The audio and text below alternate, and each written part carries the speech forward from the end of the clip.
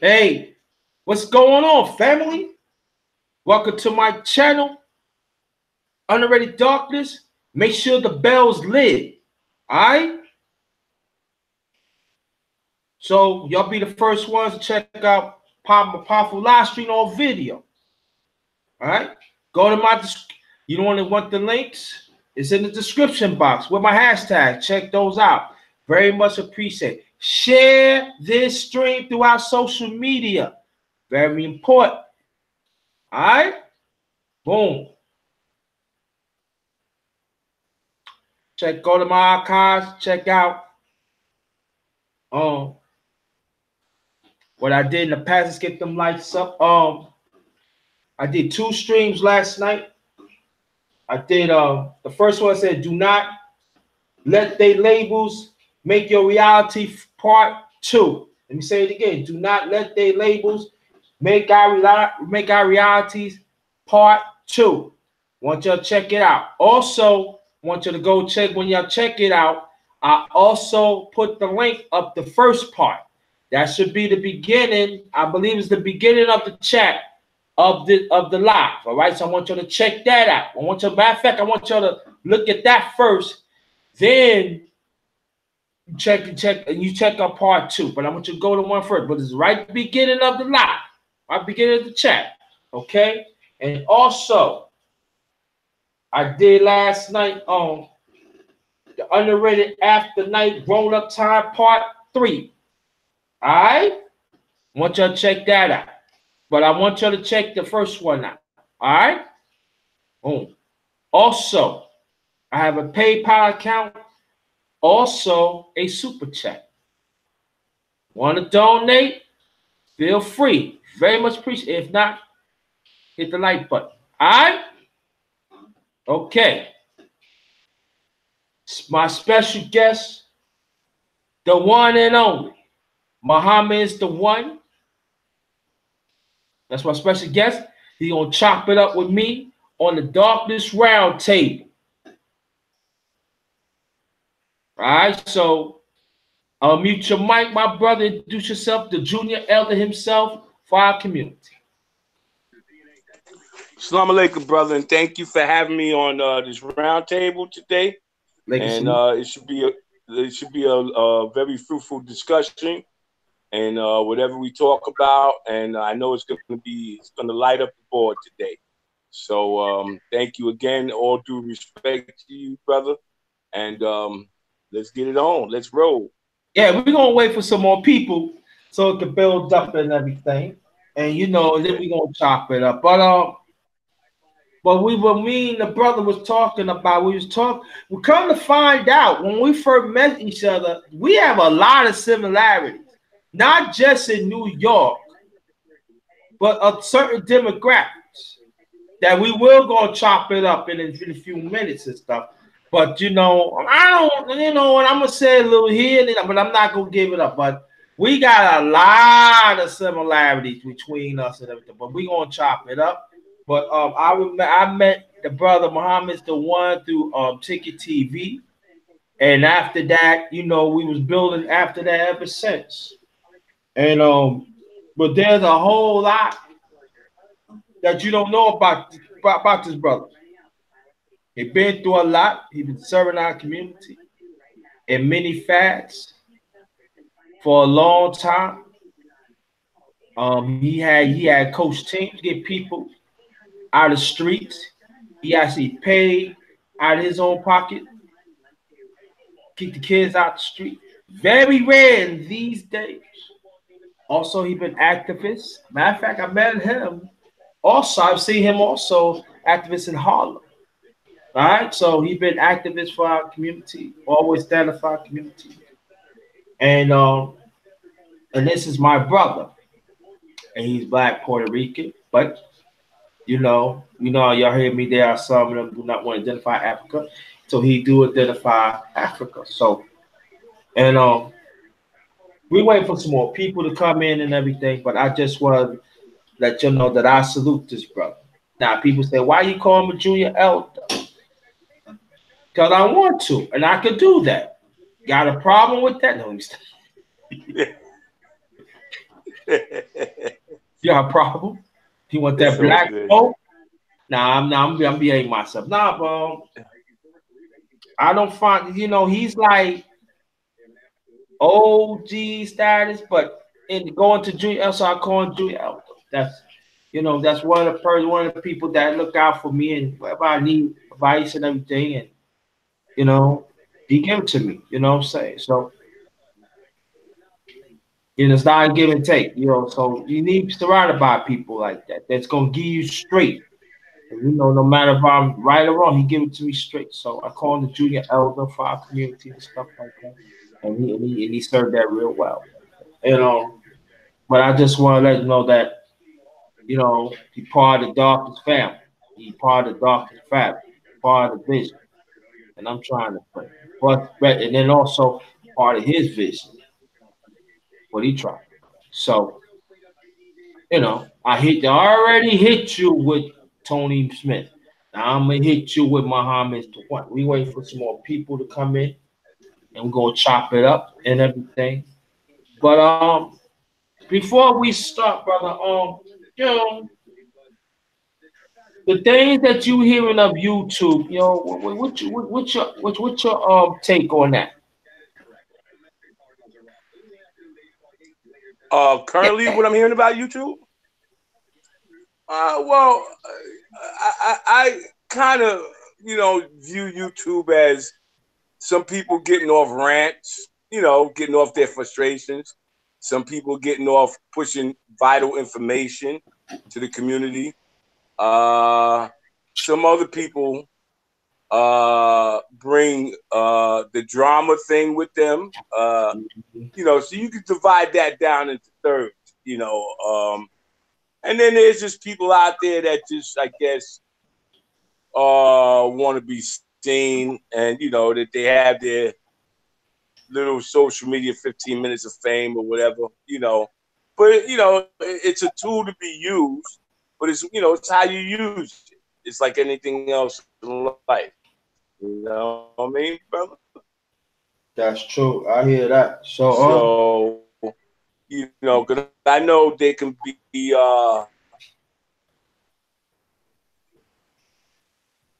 yeah, okay. So I know that they can be, like on certain people's pages. I know I got hip to these things about trolls because I didn't know what that was. Yeah, mm-hmm. Yeah, so and these are people with multiple pages, and and they just come on spreading negativity. Yeah, Whatever you have to offer. Mm-hmm. that's just true. So wait for some people come in before we get started because I don't want to like start and then you start and then stop and everything. I don't want to do that. So, oh wow, man, look, the chat just fill up just like that. Hey, within 2 minutes, bro. Can you hear me?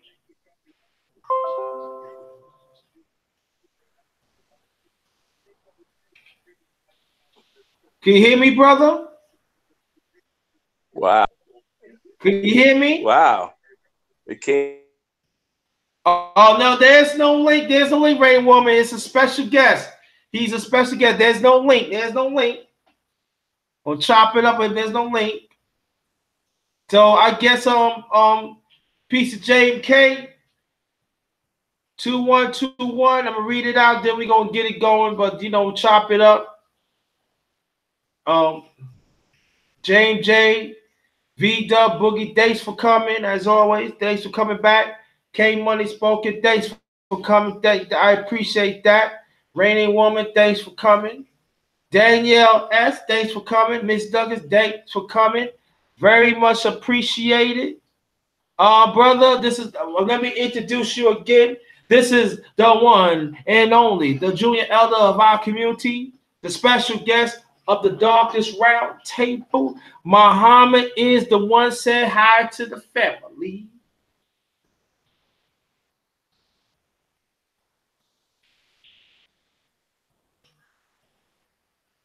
Hello?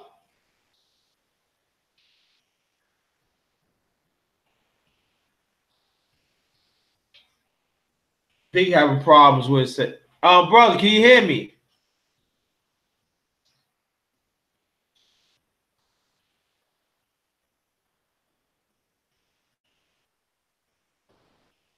Oh, he probably come back.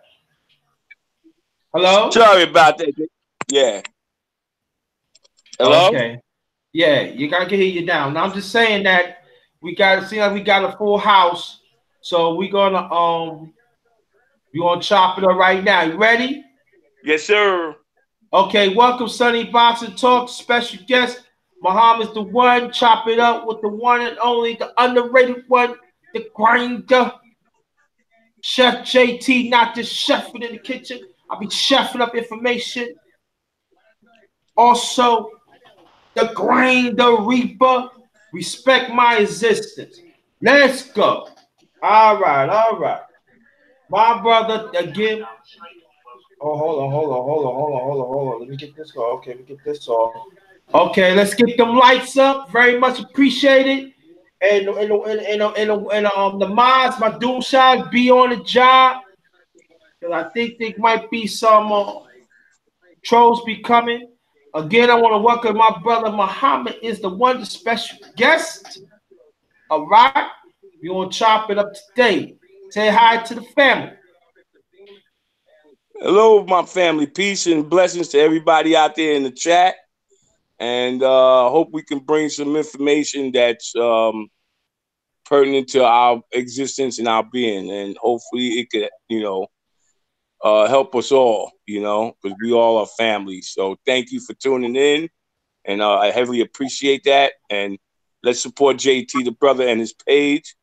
And let's support one another. And hey, let the chips fall where they may. All right. Just like I said, chop it up on the Dark Roundtable. There ain't no interview. We chopping it up. All right. Let's do it. Let's do it on the round table. Let's go. Brother, tell the people where you from. You have any kids? I was born in Staten Island, New York. Um, Currently still single, no kids, but took care of many kids in the community. So I guess I was, I guess I was earmarked to do that. But I hear that. Yeah. Okay, I hear that.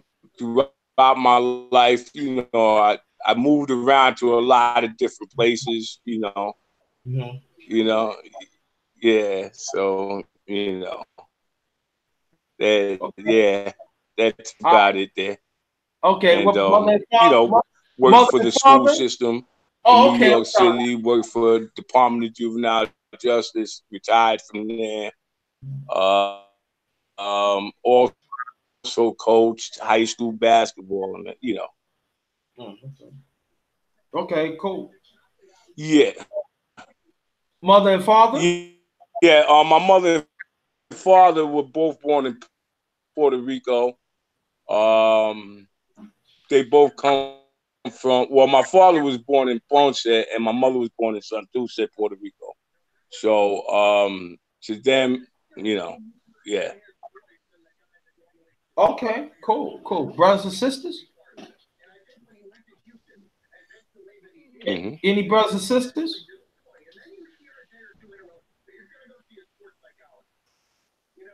Hello? I have an oldest brother who's a minister. Can you hear me? Hello? You breaking up. All right, hold on.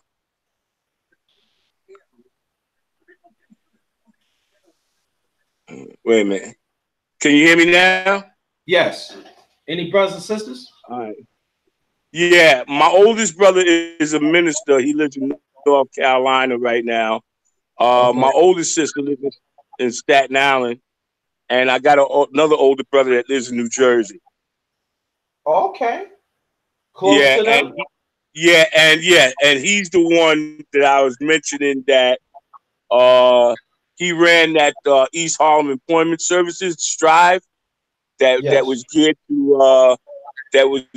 to people that may have had records that maybe that went to jail.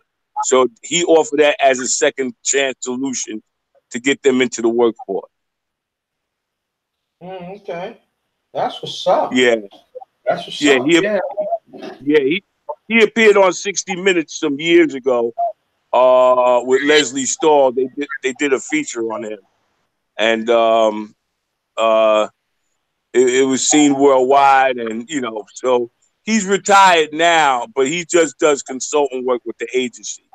So he's still in the background, pulling strings or whatever, Oh, okay, that's cool. Yeah. That's good. That's good. Yes, sir. What schools you went to? Elementary school, high school. Well, high school. I graduated from Curtis High School in Staten Island. Okay. Yeah, and then I went to college. I went to college in Staten Island. Well, my first half a year, I had to take some classes at Medgar Evers in Brooklyn. Then I went back to college in Staten Island, and then that's where I played my first year of basketball for them. And then that year after, I left because I transferred and I went to California, and I played out west. Yeah. What's the college out there? What's the name of the college you play out there? The first one was I had a brief stop at El Camino College, which was a junior college, to get my grade and point average up. And then I went to Cal State Fullerton and played another year and a half, 2 years. Okay. Yeah. How was your college career? I know you was on TV, right? Yeah. We were seen out west a lot. And then during the playoffs, we came within one game of going to Madison Square Garden for the NIT, but we lost that game by a buzzer beater. Yeah. Damn. What? Yeah. You remember the team? Remember the team? Yeah, we lost to Nevada at the time. Yeah. Wow. University of Nevada. No, I know you was hurt too. Yeah. You could have won to New York, Madison got the Mecca. Right. We did one game, man. I was crying I cried my butt off, man. Man, I couldn't stop, man. I was so pissed. Because you know how it is. As an athlete, you'd rather get blown out than lose by 1 point at the last second. That hurt. That stick with you for the rest of your life. I'd rather get about 45, 50 because that's right. No. Right, yes. Right. You rather get scraped, you know what I mean? So, yeah, man. Yeah. And then I had a little then what happened into my second year, I got really injured. I was going for a layup and I got injured. I got fouled, but I came down on my leg and it crushed the fibula, and that was just my career after that. You know what I'm saying? So yeah, so I had to, finish off school somehow, but you know how that goes. You just have to, deal with the consequences of getting hurt. You know what I mean? But it carried me. It did me well for the time being. Yeah, I know what you mean, that loss, because I remember I played on a team. I think I was like 13, and we lost by one. We was down by close, like almost like 30, and we lost by 1 point. And I never forget what the coach was saying. The next, I said, you gonna like this, JT, and people in Brooklyn. We in the Bronx lost by 1 point, man, to this team. And then he said, you know the next championship gonna be in Brooklyn. And I remember he said, I'm bringing the same team back, rest up for 2 months. We're gonna train hard and stuff. And he didn't change. He did not change the team. And I never forget we played in the tournament, and I remember we talked with the same team. We said, we know we're gonna see you again see y'all again. I said, yeah, we're gonna beat you. Yeah, you know how it is compared to. And then that next year we played. Well, I'm talking about we blew them out. We and Right. we was not considered the home team because they beat the home team Bronx, so we became the home team. But see, Right. what's so good about it? Where they play the B, anybody that knows BRC, that's BRC Brownsville Recreation Center. It was around the corner where my grandma lived at. Now people Mm. say the projects, Noble True Projects. That was around. Mm. That was like less than a minute walk, and that was the same day that my late grandmother. She always had prepared foods for to keep the family together and stuff. I never forget that day. And so what happened was, what see, I'm explaining to people, of the mindset when you play ball and stuff like that. And I never forget, he said, look, you gonna play? And I went to shop with my grandma and everything. And I remember it was a crowd of people was there. It was a crowd of people. And I said, we the home team. I said, what do you mean we the home team? And then my brother was there. That's the first time I see my father and I see my uncle. They came together. They didn't stay that long. And it's crazy. When I hit the first 10, he said, I want you to score the points first. And then after that, we just coasted. But I'm just giving people the time. So, because I know you win championships too, right? Yeah. Yes, sir. Explain that. Yes, sir. Well, when you win championships, I know we won a couple. Like when I played for College Staten Island, we won the CUNY title for 1979-80 season. And that was a good feeling. That was something good for me to leave on to go to California. And it felt good, you know. And I know, well, I wanted to ask you a question. Do you remember in Brooklyn the Brevoy Houses tournament? Yes. Yeah, I played in that tournament. Yeah, I played in that tournament. Yeah, yeah. But it's a good feeling when you win, and then you know what it is. Team sports kind of mold your character a little bit because now you're working with a lot of other people. So I guess it's a sense of being, a team player, and it gives you, you're working with your buddies. You're working with your, you know, with your peers. Even if you don't know them, you come to know them. You know what I mean? So, and I found that to be quite interesting. Mm-hmm. Yeah. So, all right, that's cool though. But and you was telling me like a while back, you became a coach, right? Yes, sir. Yes, Explain sir. that, please. Okay. Actually, how that happened was when I moved here to where I live now. I befriended this brother named Vince, and he was head coach at Evander Childs High School in the Bronx. So one day he's been coaching them. He was coaching them for like 4 years before I got there. So he approached me one day and he said, brother, would you like to be an assistant coach? So I looked at him kind of strangely, JT, to be honest with you. I Mm. said, coach. So I said, well, I'll give it a whirl. He said, I'll pay you for your time. I'll make sure you get paid. Da, da, da. I said, all right, well, I'll do it for the fun of the game. So, I went with him and he took me under his wing. So I was just, doing a lot of observing that first year, because, you're trying to lead young men, and everything. So I see how he was doing it. And then I was just taking mental notes. And to this day, I wonder what he's seen in me for him to even ask me that.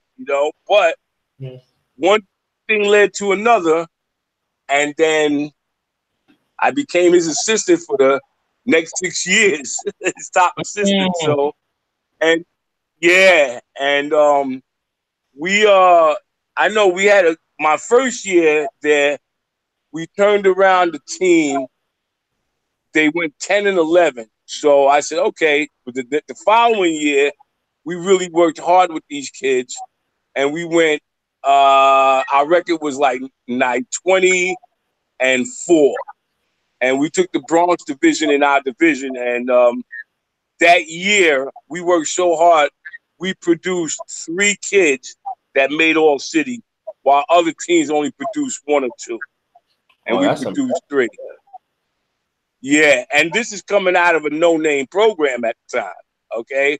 Because we weren't like Taft, Clinton, teams that had prior prior notoriety. You know what I'm saying? So, we built it from the ground up.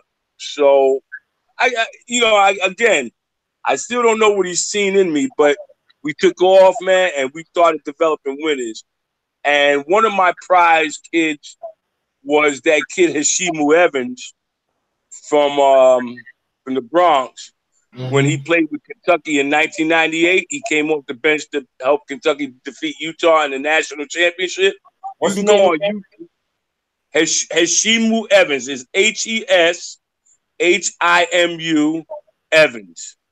Oh, okay. I remember that. Yeah. He came off the bench and hit 15 points or something like that, and he blocked Andre Miller's attempted last second 3. He blocked it from the top of the circle, and that preserved the victory for them. So, yeah. So, I was getting calls from his mother because this kid, when I came upon him, he was in the 10th grade at the time. So I told him going into the 11th grade, I said, listen, how serious do you want to take this ball thing? He said, as far as I can go, coach. So I would work with him day and night, man. And,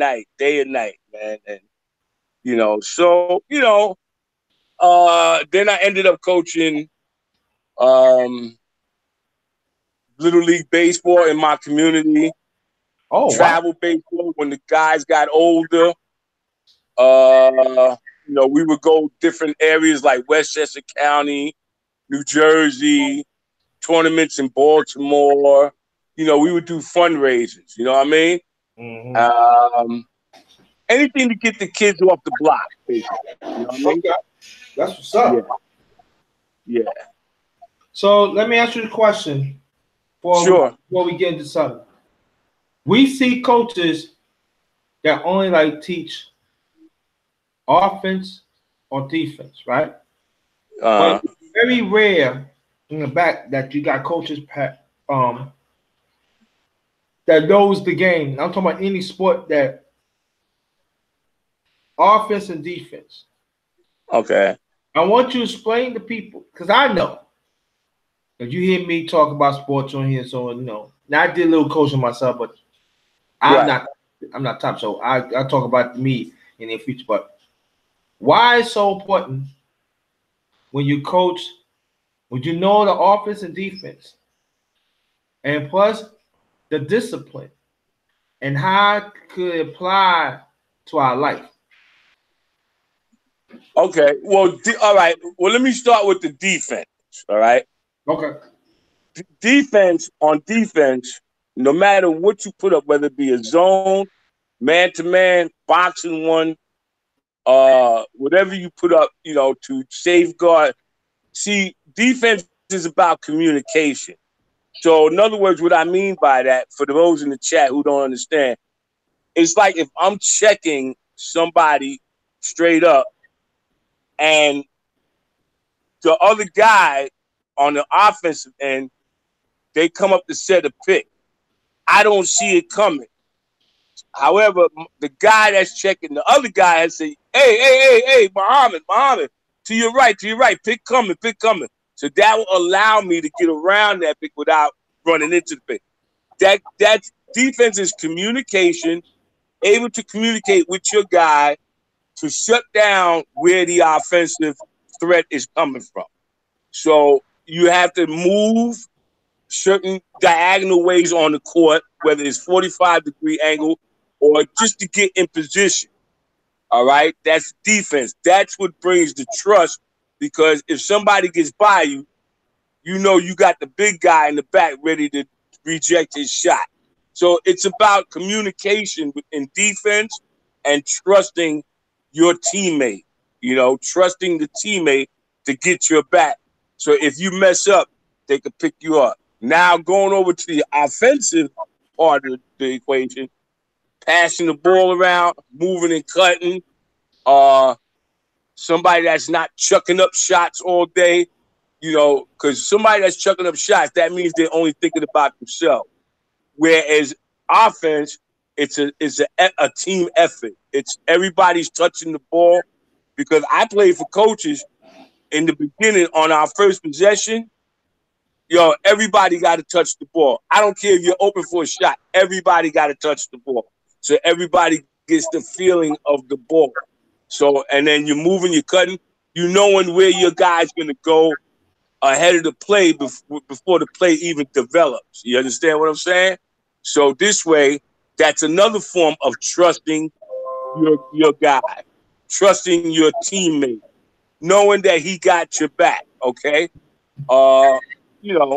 basically that's what basketball is all about.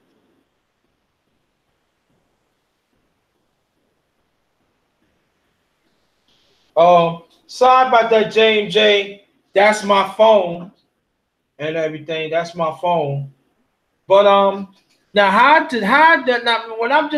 when you just say, how do we apply that in our life?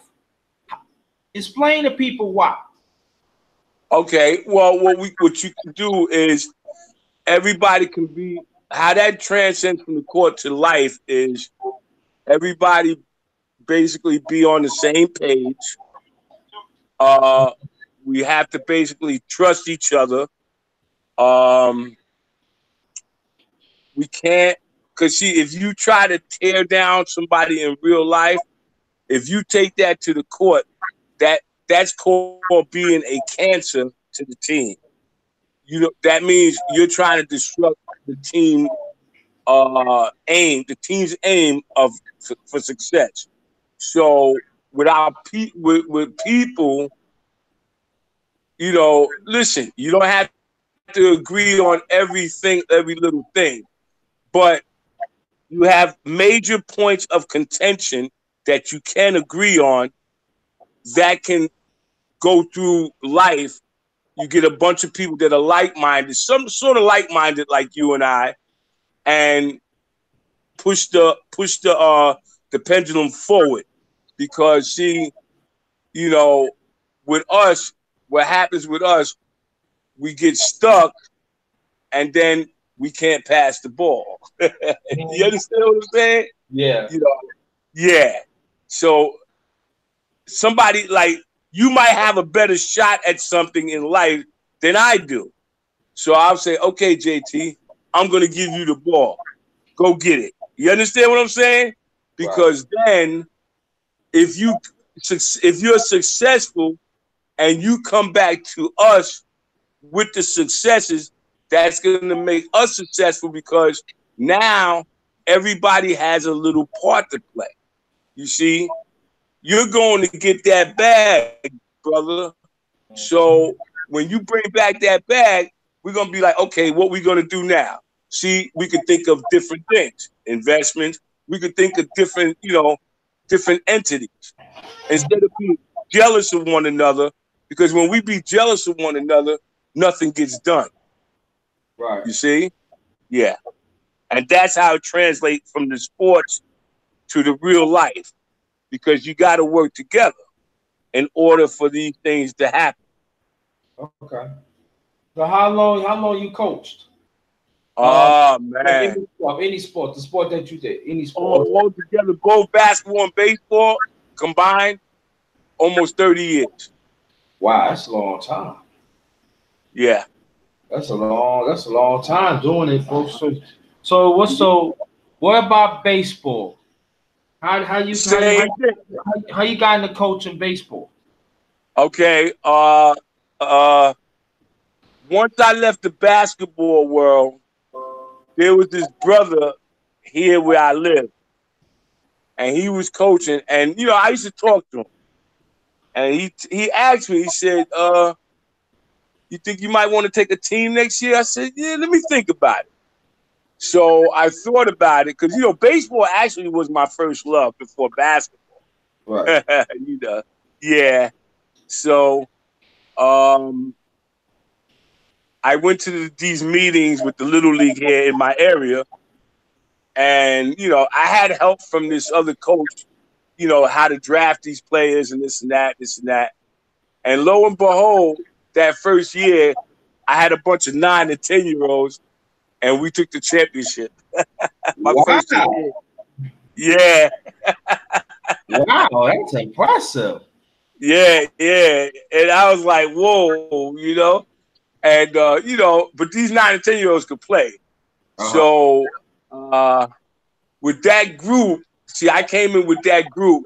So as they aged, I kept, coming back to go with them to move up, and you move up, to minors, which is 9 and 10. Then you got the majors, which is 11 and 12. Then you have the juniors at 13 and 14, and the seniors at 15 and 16. And then after that, you have travel baseball. So basically, man, when I started doing this baseball thing, I was like, wow, it took work, but I always had assistants that would do certain things, so we break down different stations, the kids to work on. But from the most talented kid to the less talented kid, I treated them all the same. I treated them all the same. Nobody got preferential treatment, So, it was a joy to do, man. And, again, it was volunteer. You give back to the community. I didn't get paid for it, it's and this, I was talking to another coach that I coached with the other day, and I said, yo, whatever happened to all these kids that we had? He said, let's find out. So he looked them all up, and these kids are, they're doing okay. They're doing okay for themselves. Some of them got families now. They got kids. They got, families. Yeah, and they, a lot of them finished colleges, stuff like that. Because what we used to do was because the guy I used to coach with, his name, Brother Mike, he's from the Bronx, and he used to play professional baseball on the AA level. But he was a short guy, but he could really hit. But, you see like that guy you see from Houston now, what's his name? The second baseman, what's his name? It's a short dude. Now he was like him. You mean my God. It's Spanish brother. The Spanish brother. He's on the Houston Astros. You know what I'm talking about. I was like talking about. I'm trying to think his name too. Yeah, second baseman. And he be hitting with power. That's how my man Mike used to play, right? Same way. But back then, they said Mike was too short. So, but we would tell these kids, look, man, we ain't trying to crush your dreams of being a pro. But however, there are 350,000 colleges in this land that you can go get your education and play baseball for. You know what I mean? Yeah. So this way, in case you don't make it, you got something to fall back on. Yeah. Okay. Yeah. Now, and we had a successful program. Okay, so after coaching, what you did after that? After coaching, jobs? After coaching, I stepped down because I let some of the younger cats that were coming up. They took over the program, and I saw them through the program. 2 of the programs are still going. The other, they're going to try to bring it back this summer. I would just go supervise, watch, look. But now I want to see if I can reach the youth. Well, I know you're talking about 2 or 3 generations removed from mine. So I'm looking at maybe doing something with those youth. I just trying to see what I could get them into. You know what I mean? So basically, I just took it easy. I retired from everything, work, this, that, coaching. So I just need the time to, look after my health, issues and stuff like that too. Okay, cool. Yeah. Now after coaching, I knew your jobs. What kind of jobs you did? And also Okay. you still serving the kids Well, and stuff. basically, um, this was after I left. Like I said, because I used to work in Wall Street. Then I went from that to the Board of Ed, working with children with special needs, and I Uh, found that very interesting. okay, explain Like that, please. okay, uh, in the school system, they say the kids that are not like the regular education kids Mm-hmm. who are a little bit slower and disabled, learning disabled or emotionally disturbed, that's the titles they give these kids, right? Uh, Um, and these kids are tracked by what they call the IEP. The IEP is a document uh-huh. that documents the kid's inabilities, his shortcomings, putting labels on things like you had the other night, okay? Okay. Um, and those kids, even though they're high functioning kids, some can read, some can, all kids can learn. But these kids, they would be like 10 to a classroom, whether boy or girl, up to the 5th and 6th grade, sometimes 7th, 8th grade. By high school, they usually matriculate into the full curriculum. But anyway, these kids were maligned with that label. Okay, now they have to break down the special with special needs. There's Ms. 1, Ms. 2, right, and then the bottom is SIE, which is severely impaired student. That now, when they say severely impaired, they mean that he's emotionally Uh-huh. disturbed, and they say he's learning disabled. But yet, the kids I used to have, they would learn quickly. And like I told you the other day, one day I made a declaration to these kids in front of the class, and I looked at them and I said, "Everybody, put your pens and papers down. I got a declaration." So they said, "What's up, Mr. Kimona?" I said, "Working with y'all the past 2 years, I wouldn't trade y'all for none of them regular ed kids down the hall. You see how wild they be acting? And they were like, what? But they said, but Mr. Kimona, people, they be labeling us." I said, yeah, I know what they do. And then they stick you, because a lot of that is done to give parents financial backing, or the school gets money. The school gets money from the Central Board of Education, Right. placing those kids in those environments. You see what I'm saying? So now, for some of them, for some of those kids who are prone to violent outbursts and violent, we used to have what they call crisis intervention. So whenever a kid goes off, the main thing is to remove him from that classroom so he won't be a hindrance to either his classmates or to himself.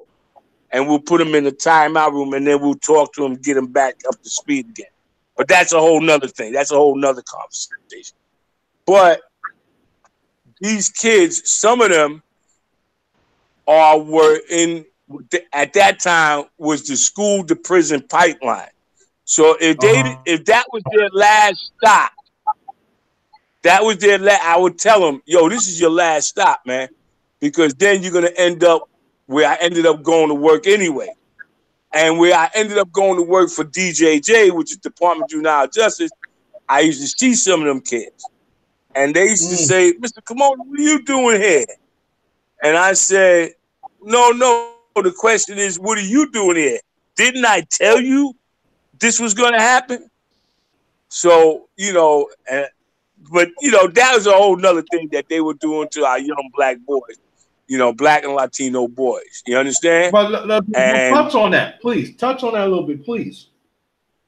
Okay. Well, what that was, they would make sure that these kids were designed, were set up to fail. In other words, you would give them, you wouldn't give them the services that they sorely needed. And then when the kid acts out and then he wants to, assault everybody, now he's going to lock up for an assault that was created by somebody else. And see, that's that school to prison pipeline. And this was back in the early 90s. This was taking shape as we now know it. Okay? And I kind of snuffed it out. And I used to tell these kids, yo, man, come here. Like, because sometimes even the school I used to work at, right not too far from where I live, I used to stand outside when they come. And I said, come here, y'all. You know what this is? They said, form a line. So I had to search them before they come into the school. And some of them would bring knives. And I said, yo, what are you doing with this? They said, oh, well, this kid threatened me, blah, blah, blah, blah, blah. I said, oh, you can't have this back. But however, I'm going to give you this one shot. I'm not gonna snitch on you, but you can't do this no more. You see what I'm saying? You can't do this no more, man. So they were obliged. They would comply. They would comply. But I said, this I got to keep, man. So, I would keep it and then just take it somewhere and bury it somewhere. But, these kids had problems. But yet, these weren't problems that could be rectified. But these services, these limited services that these schools were giving these kids, because automatically when a Black or Latino kid came in that classroom, the teacher already maligned him from the first word of go. From the word go. You understand? From the word go. Now, as you can see, JT, all this, even in the 5 boroughs, the school system, they got these single white female teachers. They don't look like none of these kids. So these kids can't relate. No. They can't relate to this. Because there was a time you had Black male teachers in the school. Mm-hmm. But that seems to have been faded out. Right. You see what I'm saying? It seems to have been faded out, man. Yeah. And now they're teaching them, like I said, listen, if you're gay or whatever, that's your business. But don't spread that to the point where you're putting it in our faces like that. Mm-hmm. You understand? And they're doing that in these school systems. Right.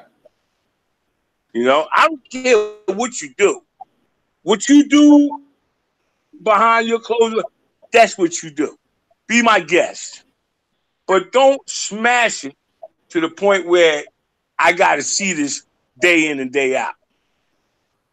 Because I don't carry myself with a woman like that out in the street in public like that. Uh-huh. You see what I'm saying? So now these boys they're in a lot of problems, man. They're in a lot of problems, man. They have a lot of problems. Let me ask you this question. By you being a teacher for special education, right? Have you seen? I'm asking this question, so I want ladies to understand this, because gotta understand. I was part of the special education community too. Majority of the teachers is nothing but old white, racist white men and young white women. That's all it was. I want people to understand. I'm talking about in the 70s. But the question I want to ask you, do you see from the teachers, do you see that the not care attitude and the sneakiness and stuff like that, that the one that the teachers do not look like, you know what I mean? Oh, sure. When I was working in the in that environment, I had seen like 4 teachers that were like that, how you described it. And all they were there for was to collect a check. Wow. And wait their time out until it was time for them to retire. They couldn't care less, brother. Yeah. Matter of fact, I had one approach me on, because we both had our free period time. So I walked in her classroom and she said to me, listen to this question, JT. Go ahead. She said, Mr. So-and-so, why are you so geared or so hyped up about getting these kids on the right track? They're never going to learn. They're all a bunch of malcontents. And I looked at her. So I said, so that's what you really think, man? That's what you really think of these kids? She said, yeah, they don't give a shit because their parents don't give a damn. So I said, but you know what? So what you're telling me is that you don't care. Right. So you know what? Why don't you do this? Why don't you just retire? Oh, I got to do another year.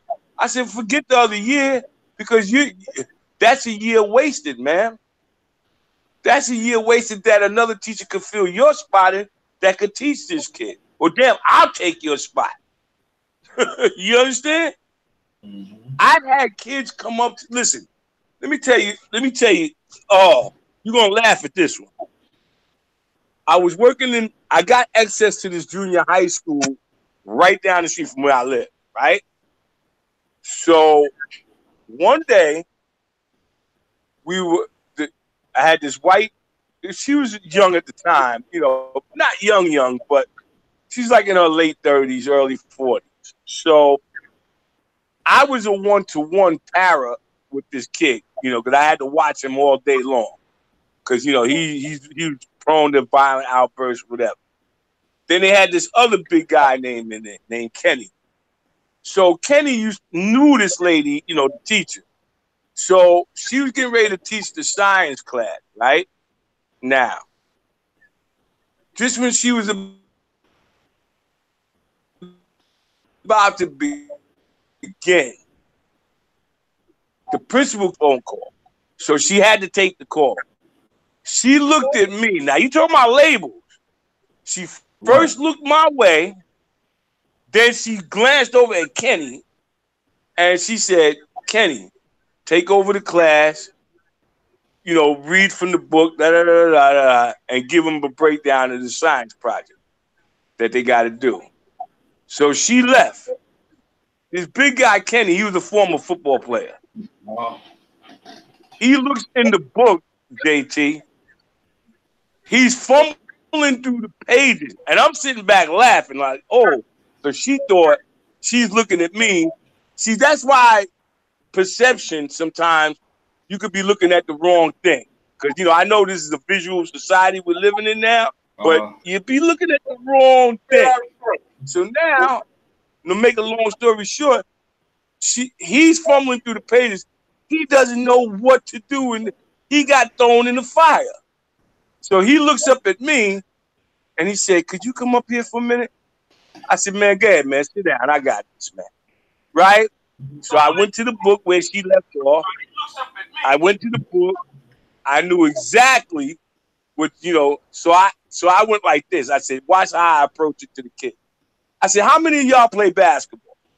All the boys' hands went up.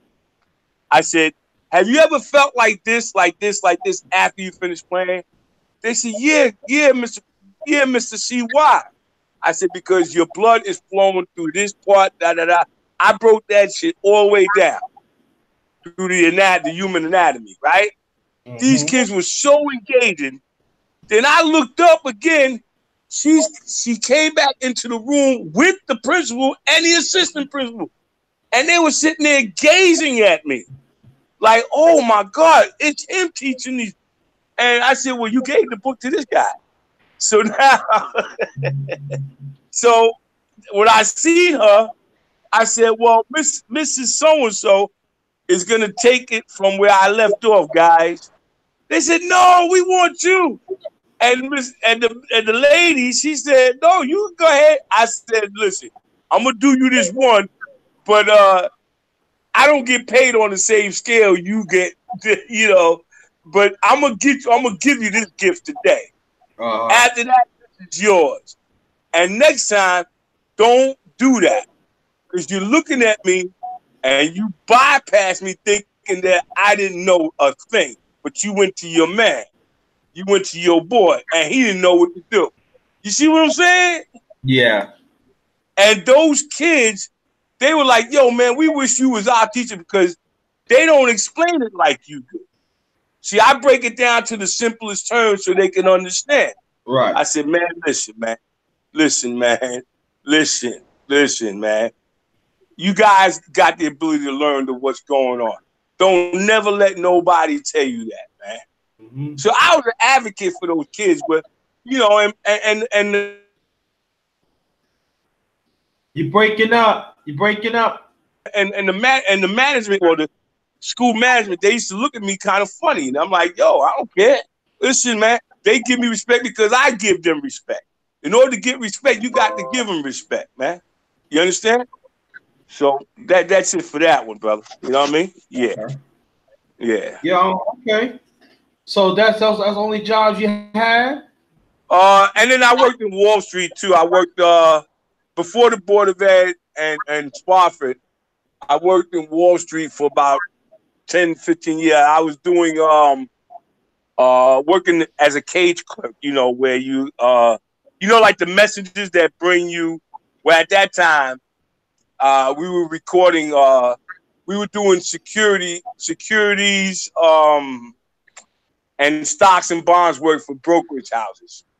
Because I worked for SIAC, which was it was called the Securities Industries Yeah. Automation Corporation. So we were doing work for Merrill Lynch, you know, Prudential Bay. I was in that financial sector.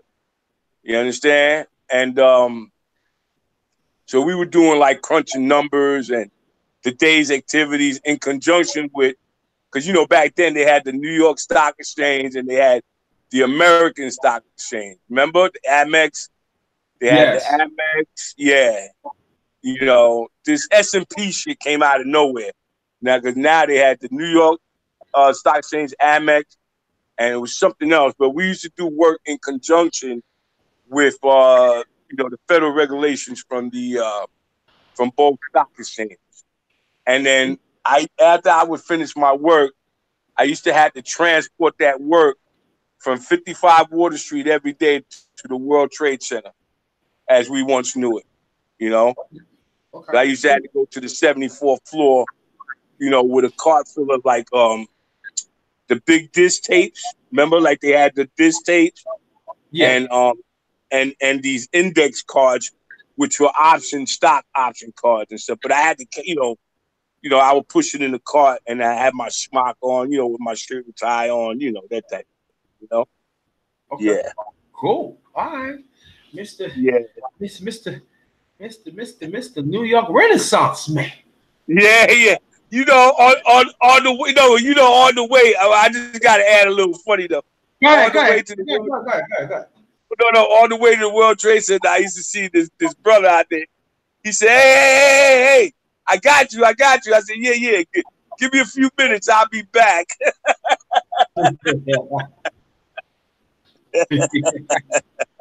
You know what I'm talking about. Yeah, Yeah, take a little break. Yeah, yeah. I know exactly what you're talking about. Yeah, right. Yeah. Yeah, exactly. Yeah, it's right. Now, Oh yeah. Oh yeah. that, wow. Oh yeah. Oh That's yeah. so you did coaching, then you with the corporate America, like the Mecca of Yeah. corporate America, that's Wall Street. Yeah. And wow, Then the school system. that's like you know what I'm talking about. That's like a hell of a contrast. You know what I mean? Yeah. Yeah. Yeah, That man. platform and everything. Now, let me ask you one question before we continue. Now, Sure. when you work in Wall Street, right? And Uh-huh. what I forgot you told me what position was it? Let me know it throughout the family. Say that again. What position that you have in when you used to work in Wall Street? Okay, I was working as a securities cage clerk. So in other words, I was behind a like uh like a setting where I open these doors and the messengers would bring me all of their material and I had to log it in. Then after I finished with them, I had to go with my other three other workers and we had to like decipher all the codes on the option stock cards. Wow. We got and then then we had to call up the people who we were doing the work for and report the numbers to them. So it was a lot of number taking and phone calling. You know what I'm saying? So then after we get rid of that, then we would. They used to have these big. They used to have like these big black trunk boxes full of stock bonds in it. So we had to record them, and then some were reclamation projects. So those stock bonds that were out of sync, we bring them back in and they'd be reinvested through the company. So we would help with their, like getting their investments off the ground and that type of thing. You understand? Oh, okay. Oh, cool. Yeah.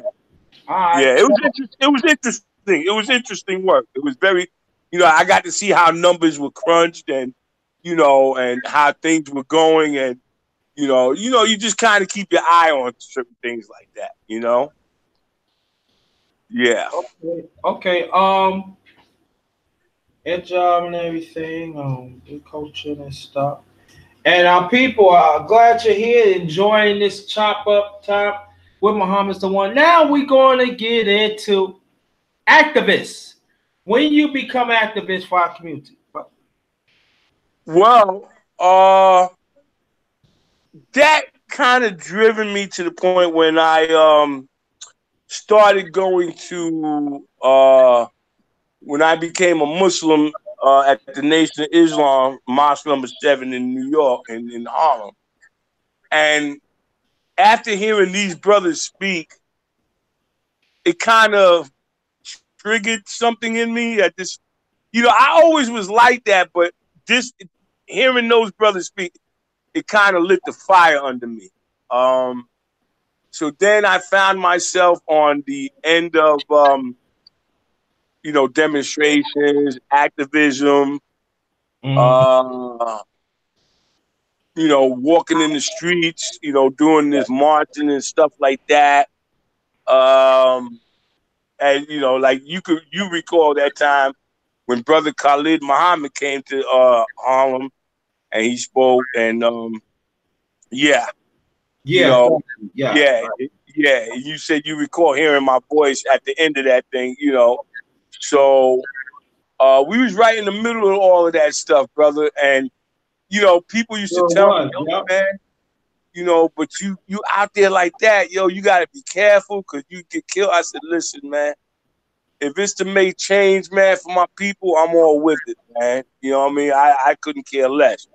So, I didn't have that. I had no fear, brother. You know what I'm saying? So, that kind of kicked it off for me. And then when I went to the Million Man March, the first one, that was really, oh man, that was the pinnacle for me. And it just took off ever since, brother. It just, and just trying to look out for my community, man. And, and just at that time, it was a different time, So, I was part of the Sean Bell rallies because the brother that got shot on the morning of his wedding in Queens, you remember that? Yes, sir. When he got shot 50 times, right? Yeah. So, matter of fact, I tell you something a little, because one of my boys, he lives in my building. He could attest to it. We went to one of the rallies, and we were down there by the court, behind the Fed building in Manhattan, in that area by the courts. So we were all congregated there, and there was this brother. He had some shirt on, and it read something like 50 shots or something, 50 shots or something. And at the bottom it said, murder. So I just looked at the shirt, JT, and I said, wait a minute. So I stopped the crowd. I said, nah, this is what it is, y'all. 50 shots equals murder.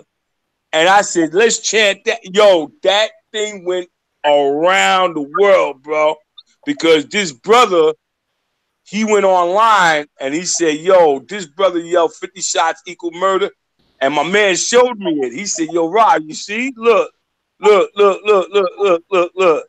Look, Muhammad, look how your words. See, so sometimes that's why I tell you with your shows, JT, you know, you're an activist too, because now you're an online activist. You get out there with something, somebody's gonna pull it up. Somebody's gonna, you understand? So that's where it was for me. But I was out in the trenches, bro, and you know, for years, fighting for our people, man. Even when Brother Khalid came and when the cops stormed that stage at 4 p.m., thanks to you know who, the mayor at that time. I ain't gonna mention his name. No, You know? no, that. Right. We don't name drop here. But anyway, so me and my nephew, we were there, and these brothers came towards us, started running, and we stopped them. I said, yo, where you running? Where you going? Nah, man, look, they could. I said, no. So we all formed the line. I said, listen, we all gonna form a line and clench arms, and if the cops come to them, let me speak to them.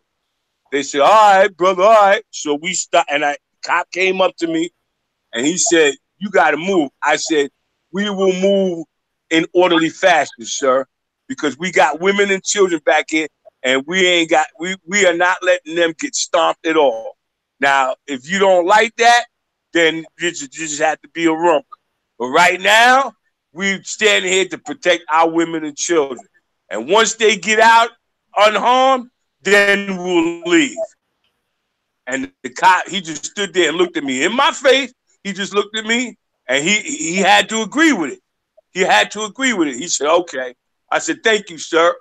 And we could hear some of the women saying, yo, these are some strong brothers up here.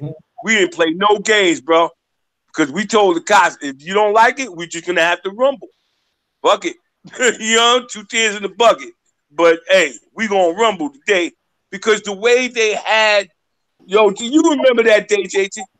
They had us squished in like cattle, bro. I remember that. Yeah. Yeah, and and I'm gonna tell you something too. I'm gonna tell you something. When them helicopters came flying down 7th Avenue, I looked up at one of them. Yo, one of them looked like they had one of them those you know, like those copter guns where they spray you with bullets and shit like that. But they had it covered. And I said, well, look at here. So anyway, to make a long story short, so Khalid got up on one of the things. He said, everybody go home. So we told Khalid, yo, we got you, man. As soon as you're done, come on down. We got you. So we formed a circle around him and walked him out of there. We walked to 8th Avenue and we walked him up to 126th Street where he had a van waiting for him, and they put him in the van and he was gone. Once that was clear, that was it, you know? Mm-hmm.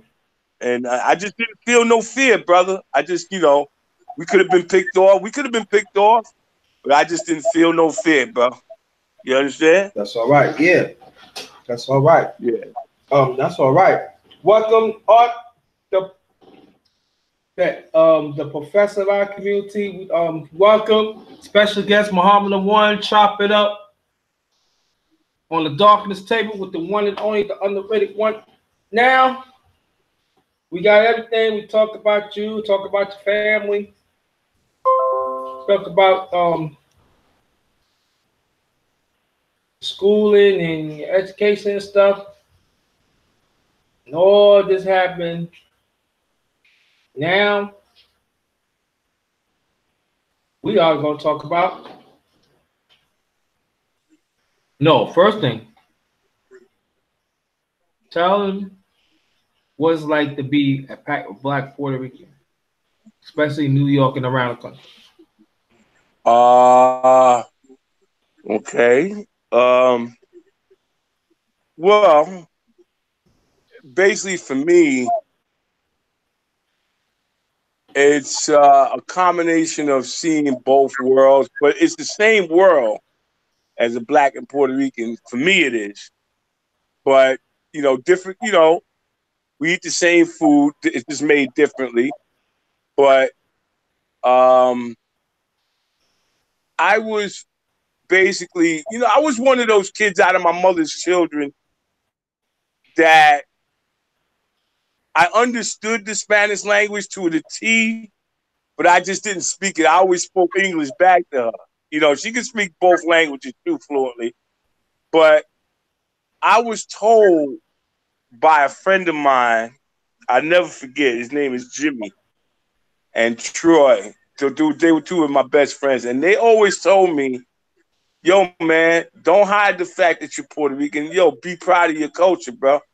And learn that Spanish, man. And I was like, looking at them, like, what?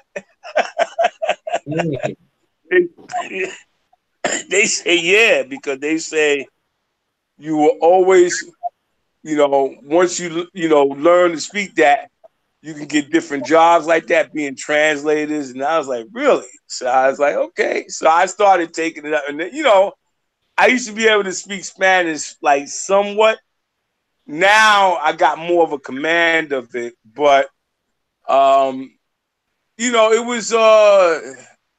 was kind of weird, both worlds, because I'm seeing both, through certain prisms. And but it was but for the Afro Puerto Rican, we knew where we fit, you know what I'm saying? As a matter of factly, wait a minute. I'm trying to find something as we speak, brother. Yeah, because my oldest brother, he wrote a book on the Puerto Rican diaspora, and he detailed how when us four were born, how they labeled us. He wrote down that when he was born, they put that he was a white baby. Check that out. So my mother ran down to the health station with him and told him, she said, "Does this baby look white to you?" She said, and so they had to change it. So then when my sister and my other brother was born, they put black for them. But when I was born, they put Negro. Wow. Yeah. You see? So I guess for the Puerto Rican, which is a culture, not a race, I tell my people that it's a culture within the black race. I guess, certain Puerto Ricans, they didn't know where to fit in at, you know what I mean? But, but the thing is, coming up in the 60s and, and 70s, the Puerto Ricans did embrace African culture. I don't know what happened. I don't know where the divide came, like in the late 80s. I started seeing that, and then they started whitening up, like, with this Telemundo and Univision, and I'm starting to see my people, embrace that Europe, because part of their ancestry traces back to Europe too. I get that, but without us being the first original man to walk the graces of, the earth, there would have been no other human families out here. You see what I'm saying? Right. So, it all traces back to that. So for me, I was able to see both worlds. And, but what I tried to do my best was to collaborate the both worlds, because I remember, I'll tell you a little funny story. When I was in high school, there was this brother that was my friend, and he got stabbed to death because he worked as a checker at the A&P in Staten Island. So a few days before the funeral, we were in school, and I came to the study hall, which was the auditorium. And I tell you, JT, all the brothers were there. So I came up on him and I said, yo, what's up? What's up? What's up? What's up? What's up? Giving them. So one of the brothers, after I was there for like 10 minutes, one of them, we was talking about our brother's death. Then one of them said to me, I said, well, who did the shoot? Who did the stabbing? They said some Puerto Rican dude. So this other Puerto Rican dude says to me, hey, Muhammad, hey, ain't you Puerto Rican? I said, yeah. They said, man, we should jump you and beat you up. Wow. And I was like, nah, hold up, man. So I kind of like got out of that one real quick, JT. Oh, wow. And I said, I said, nah, man. I said, we got to go against the white boys, man. Let's beat them up because they the cause of all this. And next thing you know, we was beating up the white boys. You know what I mean? Yeah, I got out of that one real quick, So go ahead, brother. Yeah, okay. How you know all that now? What's your hobbies? Well, back in the day, I used to do a little fishing. Of course, just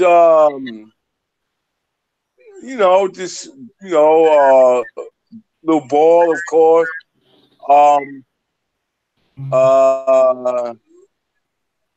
Let me see what else. Besides athletics, we used to build race cars, like the go-karts back in the days and all that. Remember that? Yeah. Yeah, we used to do that, put things together, that type of thing. Right now my hobbies are sort of limited, but we should do things like that, things that are not, off the cuffs, you know what I'm saying? Mm-hmm. That's good. Okay. Now all that music. What's your favorite type music? Oh man. Oh, man, black R&B, some Cuban and Cuban music, salsa, certain parts of it. Just I like all types of jazz, modern jazz, fusion jazz, that type of thing. Wake up, man. Yeah, I am. I'm trying to get some of my eyes. Yeah. Yeah, jazz, fusion jazz. As long as it's listenable, I'll listen to it. Yeah. Now you know how the sun is, like has some particles, trying to get in my eyes. That's what it was. Oh yeah? Oh, okay. Yeah, man. Sometimes Virginia be like that. Now, your fate, you've been on, I forgot to bring it. I'm glad you brought to music. You have been on quite a few of my panels on underrated sports talk. Not sports, underrated music talk, right? Yes, sir. Tell the people, the ones you've been on, and explain why, Well, the one most recently was the one of Benny Moré. It was a Cuban singer from Cuba that my mother used to listen to because we grew up listening to it in the house, and I could remember all of the songs. And this guy was a legend, man. He had over like so many hits. It's a wonder how he is not even mentioned nowadays amongst the greats, especially in the Latin music. You know what I mean? And it's a wonder how he's not even in the Hall of Fame, man. I mean, this man, he was a composer, a singer. He played the guitar. This guy did it all, man. And when you listen to that music, it seems like that cafe type of music where you can sit there drinking some espresso or Butelo, you know what I'm saying? Yeah. And you can just sit and listen to it all day, brother. You understand? And it's so wonder how this guy How did they bypass this guy? Same like when we talk about Roy Ayers. How did they bypass this talents, man? How did they do that, JT? I think I could say that we have to understand who controlled the airway, who control these awards. Right. And so people that say, "Oh, it's the white man." Yeah, it's the white man, but it is the white woman, other ethnicities too. Right. Do not want to identify our contributions. Yeah. So, yeah. So yeah. We have to fight to be part of these decision makers too. Right. And so, and it's true. Billy Money, he needs to be in the Hall of Fame. At least, man. At least Latin Hall of Fame. I don't think he's in the Latin Hall of Fame. Right. I don't think they put him in either. Because and he had an extraordinary voice. Like his voice was like tenor, but yet it came across. Yo, this guy, man, I was like, yo, whenever I hear that music, it kicks me back because yo, my mom used to listen to it every day, like, and she had album after album after album on this dude, you know, and I'm like, damn, you know, and I used to sit down and listen to it with her, and I used to ask her questions, yo, ma, who is this guy? You know what I'm saying? And she gave me the 411, you know, yeah. Yeah. Okay. Yeah, that's all right. What other music? Jazz like Chick Corea, Return to Forever, the group, Stanley Clarke, John Lupani with the violins,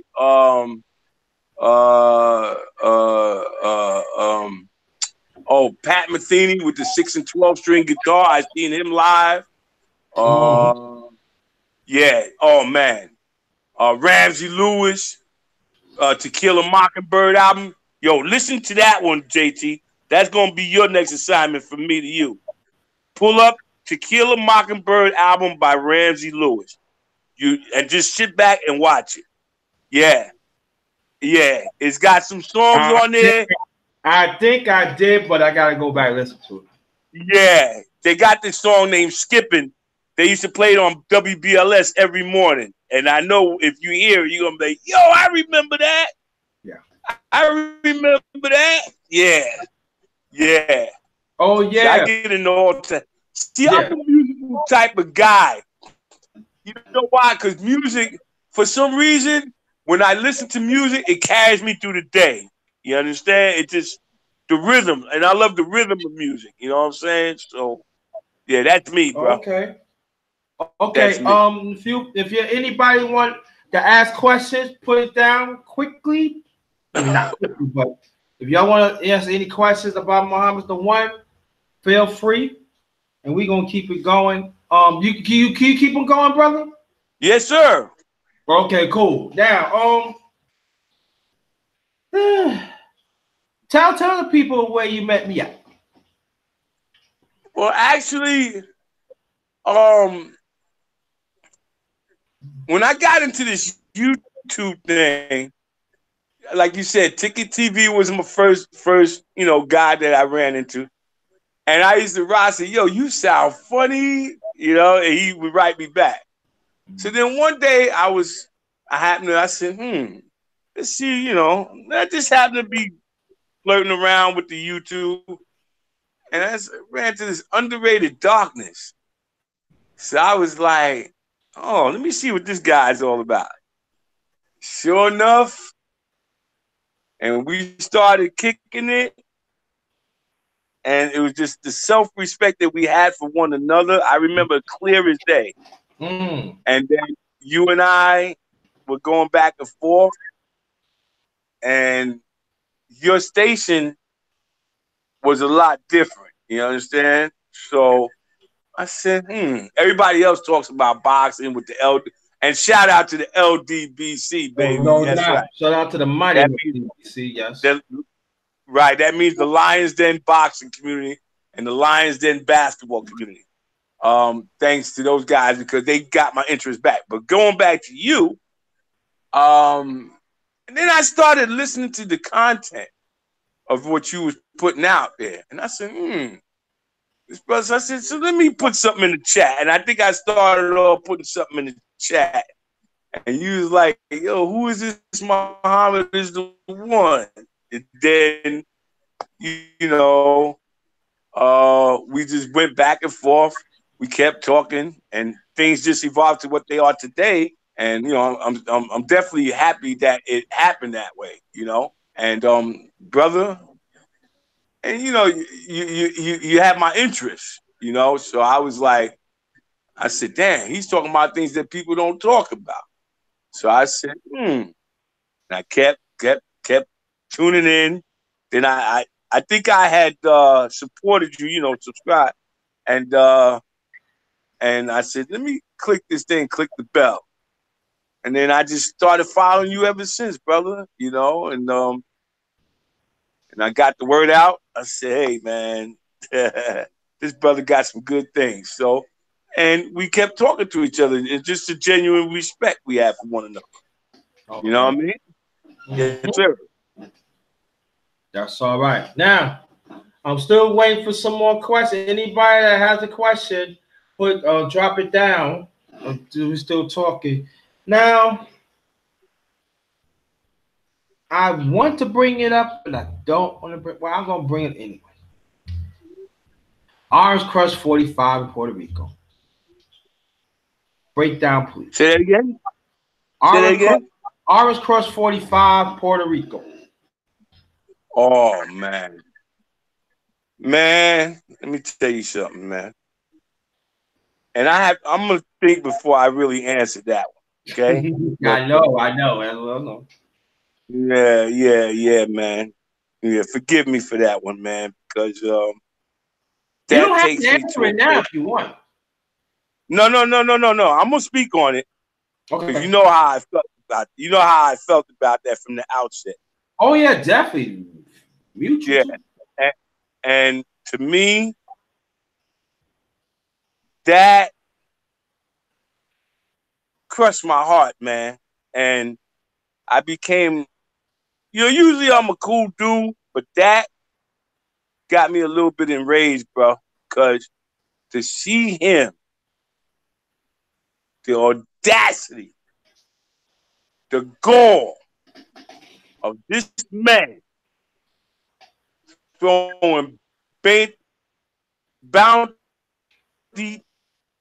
paper towels like he's shooting 3-point jump shots in the NBA. Yeah. And these people are catching it and taking pictures and smiling. That right there, if you that got to me, man. And I'm like, what are my people thinking of, man? What are they doing? I know in the Bible it says, forgive them, Lord, they don't know what they do. They know what they do, man. You understand? They know what they do, man. And I don't want to hear that.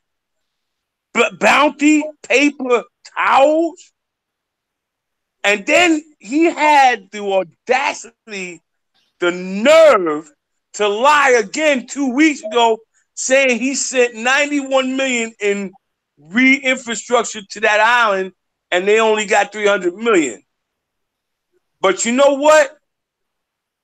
Brother Loso pointed it out. He said, F them, because the government down there is corrupt too, and they're taking all that money and not giving it to the people either. You see? So this is where I have a problem with that, man. Mm-hmm. I have a problem, JT. And when I seen that man, and then the way he speaks about that island and the people there, like if them people, aren't nothing, man. Like they reduce the fecal matter, bro. Mm-hmm. Get what I'm saying? Right. And I'm sorry, man. I mean, I'm sorry I had to get, bring it up a level or two. I'm sorry. I didn't mean to ask that question. No. no. These are my people that I'm elaborating on, brother. Okay. And how can you sit there and take pictures of this dude, man? Yeah. All right. Let me take something back. Remember when 45 was on the campaign trail and he tried to go to the University of Chicago and they said not here. That's what the people in Puerto Rico should have did. Them people in Chicago, they wasn't having it. Them black brothers, they got him. You ain't even coming on this stage. And he was scared as hell. He was a chump, because he is a chump. You know what I'm saying? He acting like he all bad now. Man, you from New York. I know all about you. You ain't nothing but a chump, man. And you know what? And that's, you read my mind. I want you to tell the people, and we could bounce off what he had done in New York. And then I bounce off, please, because a lot of them don't know, bro. They don't. With the Central Park Five. The Central Park Five. All right? Them boys were exonerated. And he still called for the death penalty for them boys. Until this day. Yes. He still called for the death penalty of them boys. And they ain't even do nothing like that. Now explain to people. I'm talking about the young ones, because the Central Park jogger case, we even walk on that too. Right. Days too. So explain to people what happened to the Central Park jogger case and why of that time Orange Crush 45 was throwing racial venom that became it was already a national story, but it became another ugly racial ladder of the store of what happened. Please explain that to the people. Okay, well, to the best of my understanding with that case, first of all, those kids said they were out wild and whatever. That was the term used back then. All right. But yet, I believe it was some Latino kid that they saw in jail that claimed he was the one that did it. So at this point, 45 say, well, these ends got to go and to the death penalty and blah blah blah blah. So that raising the height of the racism. Okay. Now he also when the woman claimed she couldn't remember who attacked her, and he's saying it was them, he didn't even have the proof. So now when this Latino brother confessed, and they did, and I guess that was the first makers of the DNA thing, that they can tell by your DNA, they were let out after all those years. I think they served, didn't they serve more than like 5 to 10 years, brother? Yes. Yeah, okay. So now, with him egging this on, he kept doubling down on this racial thing. And I'm saying, yo, man, won't somebody just, if I see him, I'm going to step to him. Man, I would go past that building just to see if I would see that fool. Yeah. You understand? And I'm going to tell you, go more on that point, family.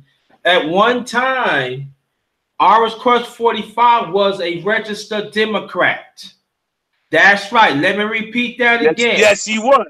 He was a registered Democrat.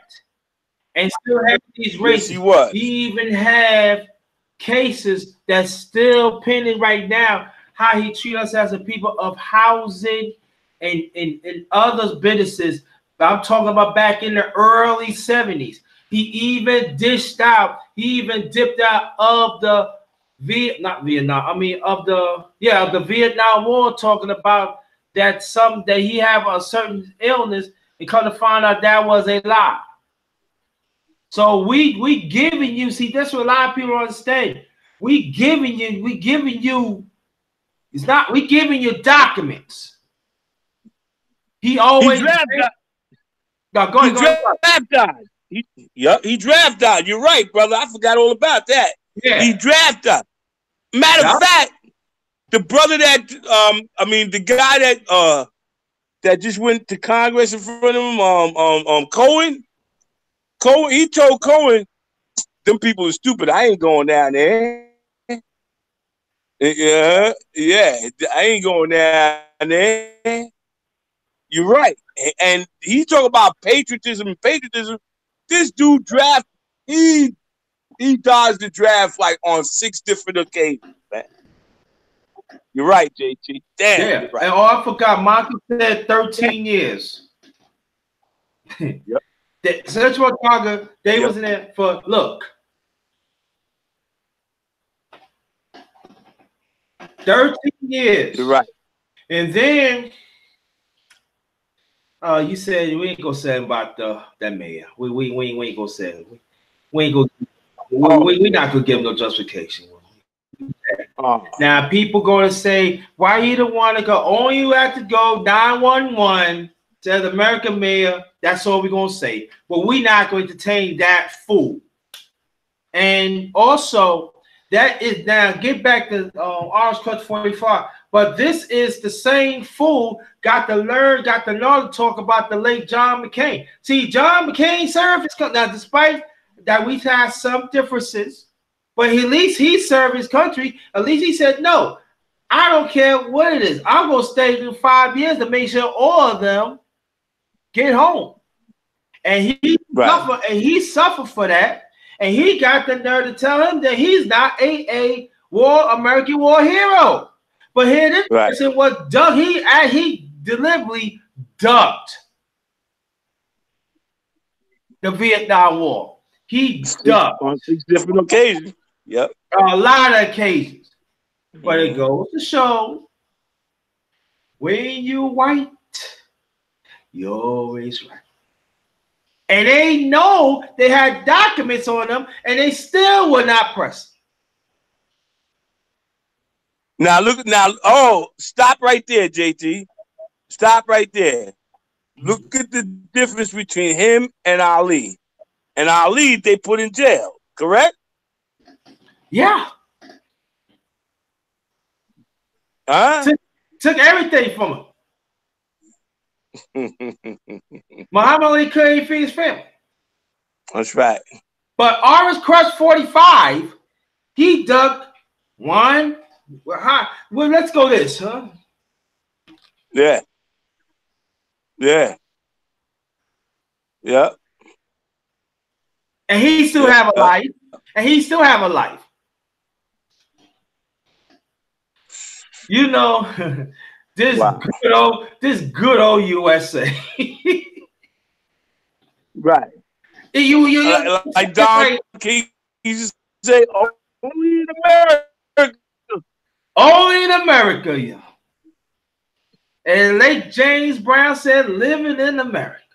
Only in America. Only in America. I'm telling you. It don't happen. See, people say, "Oh, it happened in these countries." No, it don't. It happen in these countries around. No, it don't. It happened in America. It don't. And I'm gonna tell people like, you know, they feel like, "Oh, you laughing." No, we angry, but that's the only way you can do a laugh. This America. Look, I'm gonna tell you one thing too. I want y'all to go to HBO special and look at the story of Joe Louis. And I'm talking about anybody of any generation of any color of any. I'm talking about throughout humanity. I want you to go HBO special and listen to Joe Louis. What he had to I ain't going to talk because I talk about it, I'm gonna get angry, I'm gonna get upset, and I don't want to get upset. But y'all need to listen to that. Y'all need to look at it very carefully. And I'm gonna tell you, he was trailblazing quite a few things too. In service, I'm giving you quick. In service, and even in golf. And I'm just going to say that. I gave you the blue. I gave you something to think about. Go look at it.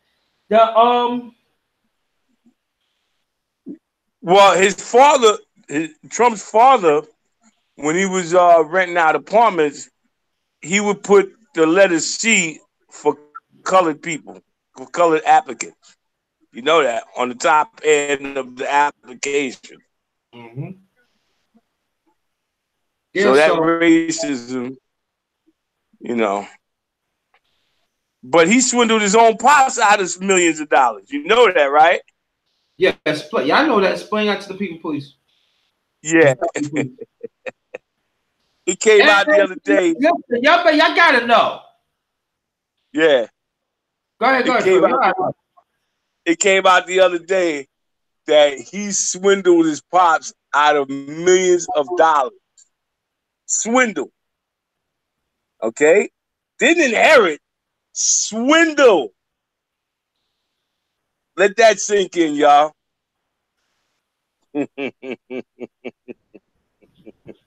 Yeah, he's a piece of honest work. I can tell you that and he's the worst, and he was also the only one started on Obama about his birth certificate, the birther movement. Yep. He started that family. Yep. Yeah. Yep. Also, he kind of started the Tea Party too back in 2009. Right. So, Orange Crush 45 did a lot. Mm-hmm. You know, and so that's what Muhammad bring it up and everything. Anybody that has any questions, put it in the chat. So we will ask Muhammad is the one.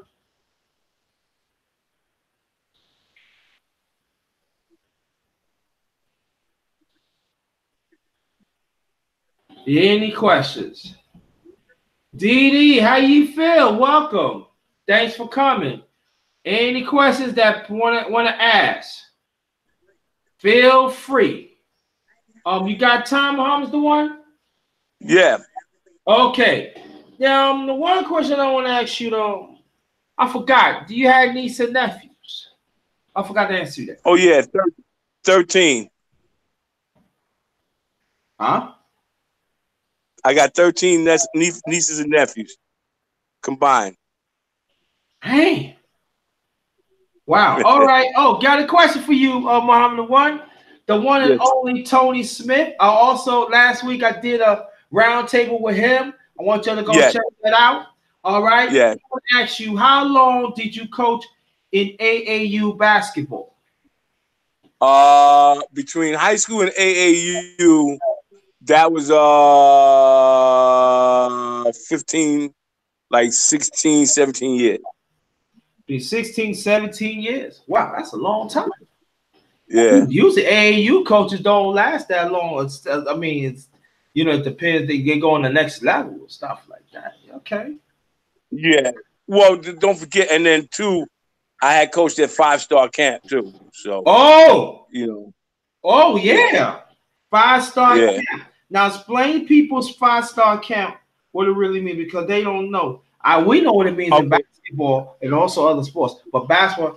Explain that people about the 5-star basketball. Okay, 5-star basketball camp is a camp designed for high schoolers to go to camp to work on their skills during the summer. They have 4 sessions where the first week there are kids that come from different parts of the nation. Mm-hmm. The second week are invites only. When they say invites only, like Vince Carter, Dante Bright from Dunbar, Michael Lloyd from Dunbar, Rasheed Wallace from Philadelphia. Wow. Everybody knows Rasheed. Yeah. You had what's his name came through there? Oh my God, what was this kid? Andre Patterson from Texas, big 7-footer. You know, you had the creme de la creme in talent. So those kids were the second week. And then the third week, you have combined creme de la creme and other kids. So you would have at least almost close to 100 kids per session come to the camp. And basically, that camp, you know, was designed to enhance your skills. They would have like practice stations to get to get your skills right.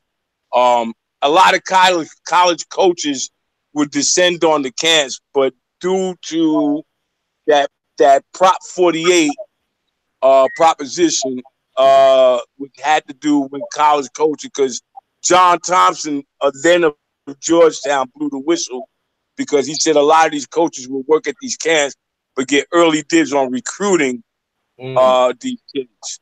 So now when these coaches come up, they couldn't get near these kids. But they would talk to me and other coaches about, you know, ask questions about Stephon Marbury, other kids, Sebastian Telfair, those type of guys from Brooklyn. They would ask questions. Sheldon Jefferson, he's another one from Brooklyn. They went to Bishop Loughlin and he went to West Virginia. So they would give me their business cards, and then I would talk to the kids privately in their dorm rooms about where they wanted to go to school and this and that. You know, just try to pick their brain a little bit. Okay. But that's a national camp, basically geared on the East Coast. Okay, let me ask you a question before I ask these questions. Do you remember? I know you remember Randall Allen, right? Who? Randall Allen. Yeah. Randall Allen. Now, Randall's Island? Randall Allen, yes. Okay. You know Randall Allen, right? Ray Allen? No, Randall Allen in New York. Oh yeah. That's where the Cosmos used to play out there. Right, and you know Nike used to have tournaments out there in right in the 90s. That people don't understand that. Yeah, right. People let me all right, I got you brought that up. The Cosmos, them championships that the Cosmos was winning. Right. They was winning the Randall Allen family in the 70s. Pele, they go to Randall, they were there. Now they see that they went to Giant Stadium, yes, but their real home was in Randall Allen. Icon Stadium family. The Cosmos win champions in Randall Allen. Yeah. Then you got like Wars Allen and stuff that was around like Bronx Man and everything. Now, but before I ask the question, do you coach out there in Randall's Allen? Yeah, we did a baseball tournament. We did a baseball tournament out there because they put new fields out there. Yeah, you should see it now. They put brand new baseball fields out there, brother. I didn't get a chance to see that, but I asked that question because also I think I see you around Allen one of the baseball teams. Yeah. Yeah, we were the cutting edge Diamond Chiefs. Yeah. Yeah, I think I seen you there too. But we're gonna get to these questions.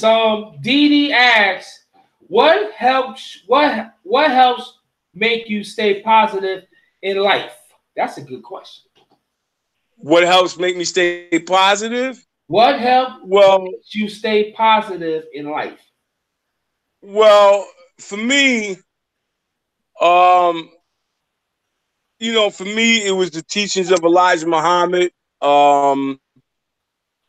reading these books and basically just kind of like taking being more observed, observing things before I speak, try to think about it. And then when I see the negativity coming, I kind of try to block that out, even though sometimes we can't, we're all human, but, I just try not to put my heart in those conditions because I might destroy myself. But, I just try to be positive as much as I can because, I know in this life, we're only here for a minute. So, And that's why, I feel I could get more that way than being negative and burning bridges. So, okay, that's the that's best a good answer. question. Didi, did I answer your question? Okay. The next question from Loso. He says the question is, what motivates you, Muhammad, is the one to work with helping kids? That's another good question. Good question. I'll go back to what I said in the beginning. When that brother approached me of coaching back, way back then, I still don't know what he's seen in me. But with kids, even though I never had kids of my own, I was always good around kids for some reason. I always connected, because I don't know, even my sister used to tell me, she said, you good with kids, and I said, you think so? She said, yeah, just the way they love you, they have fun with you, because I want to see a kid, get the best out of life, and I tried to convey to them not to make the same mistakes I did coming up. You know what I'm saying? So, basically I just try to give them the tool to get on with life, but everybody's got to experience something, but I just try to make their road a little smoother, and just, hey, let me pull your coat or something, and that's just, it just motivates me because I want to see our future generations do good because I know I ain't going to be here forever. So if you can hand off something, hand it to the youth, hand it to the youth and make sure that they understand what you're handing them. You know what I mean? That's it. Okay. But I want to ask you a question. Sure. What age you start off playing basketball? And what age you start playing? No, let me ask that question first. Sports in general? Sports in general? Baseball, Yeah. basketball? Yeah. Okay, like I said, baseball was my first love. So let's see. I started playing when I was about 7 in the Pee Wee League, and then I made my way up the ranks. But for some reason, the coach would always put me with the older crew, and I'm like, yo, why you put me with these guys? What about guys my age? He said, nah, you're better than guys your age, so I want you to play up so you can learn. I said, okay. So about 7 years old, I started because sports and me was like kinfolk, man. You know what I'm saying? It was kinfolk, bro. Yeah. Facts. All right. Yeah. And then you say you played baseball first, right? Yes, sir. Okay. And when you said like one day you wake up and said, nah, I ain't want to play no baseball. I want to play basketball. What age did that happen? That came at around by 14 years old, around there. Wow. Yeah. Yeah. Because me being a black Puerto Rican, baseball in the Latino community is the number one. Ooh. But when I go to basketball games, I see more of a crowd. I said, oh, everybody's over here. Okay. So let me start practicing my little bit of a game. And I started practicing on my own, take my ball, go to the court, shoot, do this, do that. And, and then when I got to high school, I played both sports. So, but you wouldn't see too many people at a baseball game, unless you're in certain areas that really they push their teams. But I started seeing more crowds at basketball. So I said, that's where I want to be, Okay. Yeah. All right. I guess the black side of me came out in the basketball, brother. Yes, sir. Now, yeah, you got another good question for you, Mom. I hope you're ready for this now. Yes, sir. Yeah, Tony Smith trying to get you. Just like you know, I'm warning you now. I warn you. elder now. He said, okay. "What are your thoughts on polygamy?"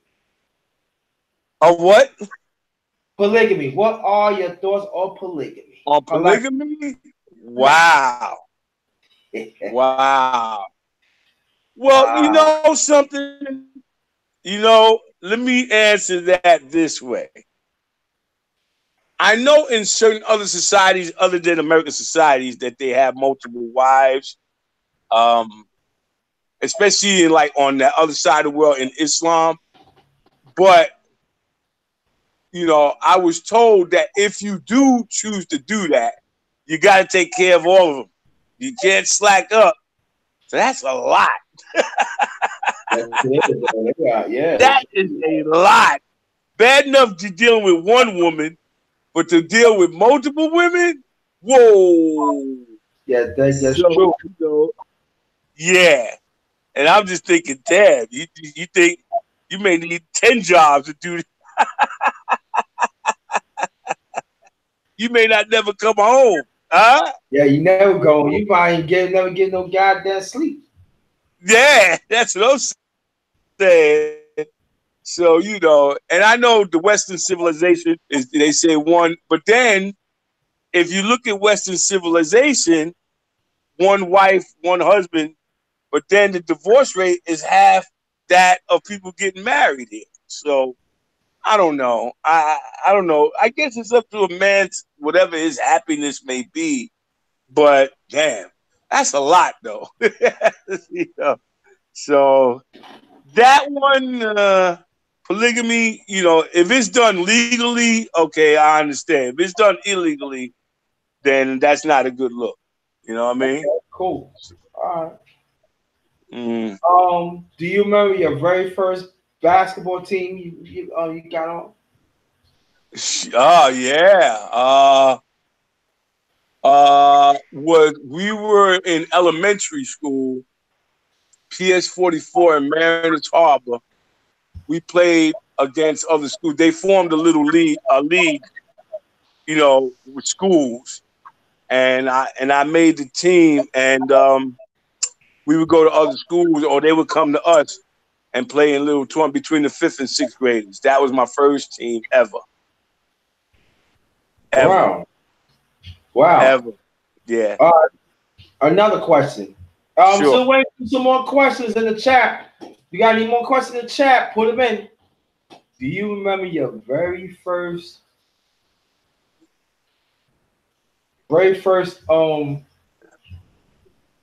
activist event?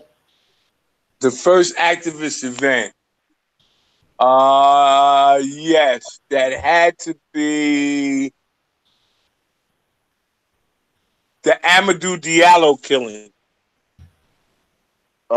That's Oh, one. 99. Yeah, the one in the Bronx. Mm-hmm. Yeah, when they thought he whipped out a gun, but it was his wallet.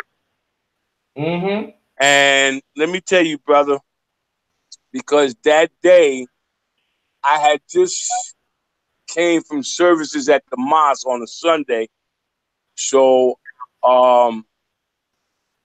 myself and two other FOI brothers, they said, "Brother Raul, what are you doing right now?" I said, "Nothing, brother. What's good?" So they said, "We're gonna go up to the house of Amadou Diallo. We're gonna meet his folks. You want to come?" I said, "Sure." So I got in my car. I followed them to the Bronx, and brother, all I could tell you is from what I remember, when we walked down that vestibule, that hallway where towards where he lived, and we met his mom and the father. And the FOI brother pointed out to me, JT, and he said, "Look at this, brother." And I looked, and those old apartment buildings got them real thick walls. Yeah. Yo, you should have seen the bullet holes ricocheting through those walls and creating a trail. So that means they shot this brother with hollow point bullets with something on them, because those things were penetrating through those thick walls. And I looked at that and I couldn't believe it. I couldn't believe it. I was like, wow. So then we proceeded to the apartment, and people were coming in and out, wishing the family well. And I met the mother and I met the father. And, I just grabbed them and hugged them, and I said, I'm so sorry, and blah, blah, blah, blah, blah, blah, blah. And then we talked for a few minutes, and then we face to face, brother, with them people. And I was like, man. So we stood around for a few minutes, and then we broke out. You know what I'm saying? Just to give our condolences and stuff. But that was my first one. That was the first. Oh no! Then again, yeah. And then there was another, but it wasn't as much. When in Staten Island, they shot this kid in his back, 11 years old. But I couldn't I was like 12 then, so I couldn't understand what was going on, even though I was out there, but I didn't understand what was happening. So it was Amadou Diallo was the first one. Yeah. Okay. Another question.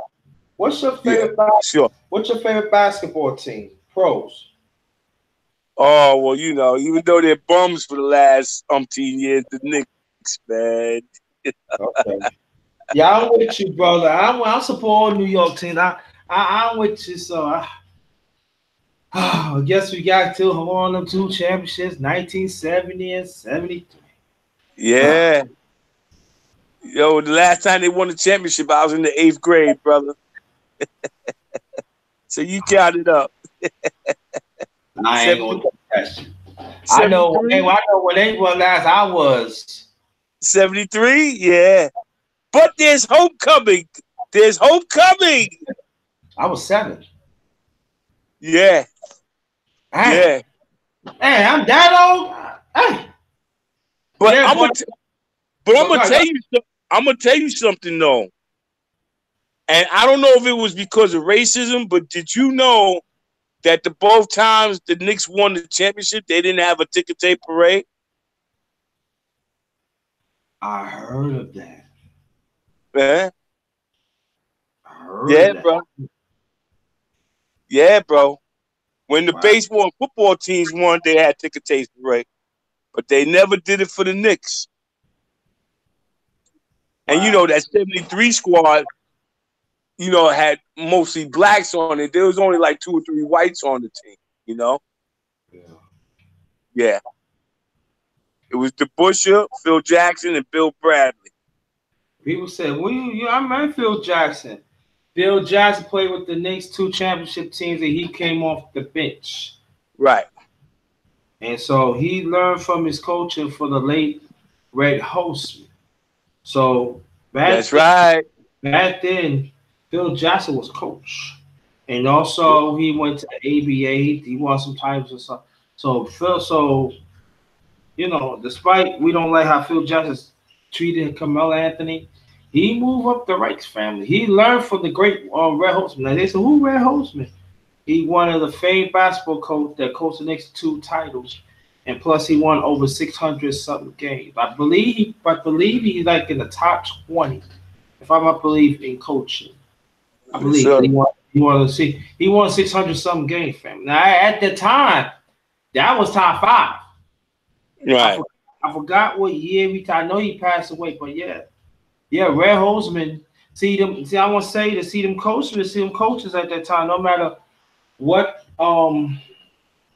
sport it was, they know the offense and the defense, and so and they know how to draw up like isolation plays or each plays, stuff like that. But I just want to throw it in. We got another question. Oh, okay. You're a celebrity now, Mom. Is the one that you know right now. They spoil you. Okay, Alan Crook said, have there ever been a black leader that wasn't selected rather than elected? That is a good question. So he's talking about politics, I assume, right? Yeah, I'll read it again so you get.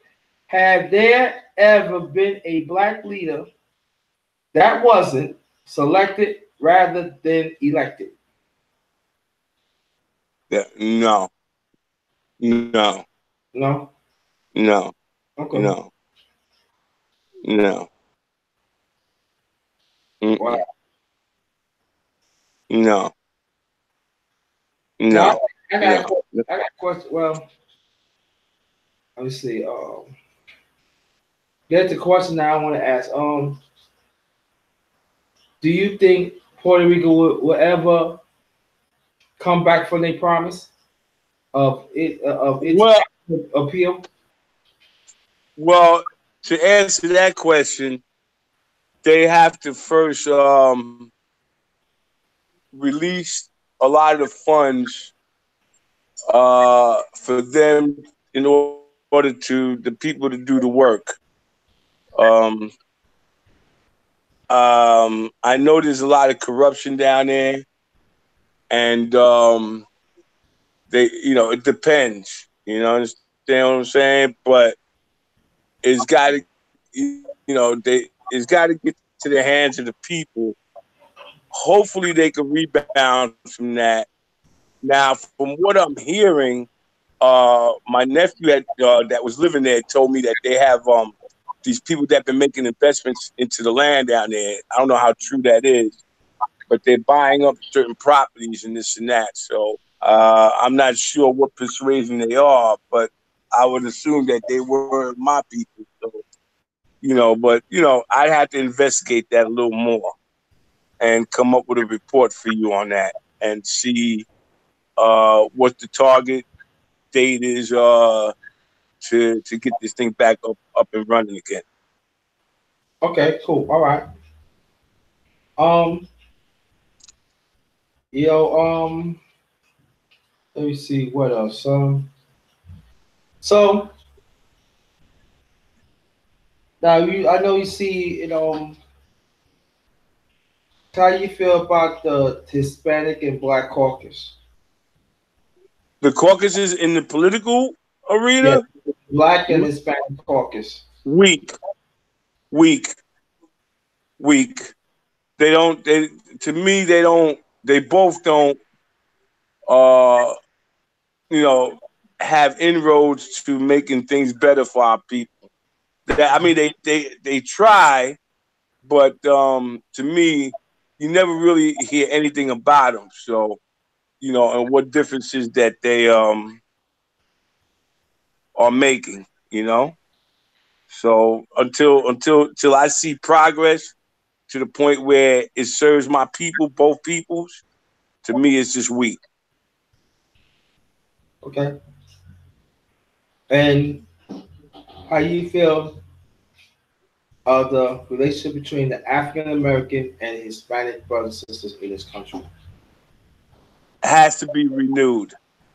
Has to be renewed because of what they're doing now in that conquer and divide thing.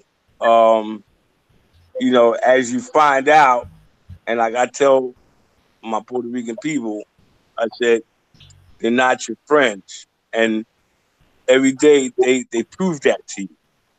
Just by the attitude they're showing now against my island, that should be enough to tell you you're not wanted. You understand? We put you with them. So that whole thing has to be renewed, brother. The African presence in the Puerto Rican community. It has to be refounded, reclaimed, renewed. Okay. But in in political, they got their own network. Yeah, they got a little something. They gave him a little something, but again, what do you see? You see a lot of lightened up our people on those networks. You see, you don't see too many of us in there. You see, and just take a look at the channel one night when you get a chance. You understand? And you see what I'm talking about. Okay. Any more questions, family? You want to ask? Any more questions? But I can say this that it has to be renewed. It has to be renewed, but we got to think of the bigger picture Right. of the relationship. We have to, and because you know what I'm saying. As you being a black Puerto Rican that do identify as Africa, there's quite a few of them do not identify with Africa. Right. And I want you to explain to the people why, of your perspective as being a black Puerto Rican, why did not they want to identify with Africa? Well, it's because a lot of them got that Eurocentric thought process. And some of them, some of the people are from the European side. I get it.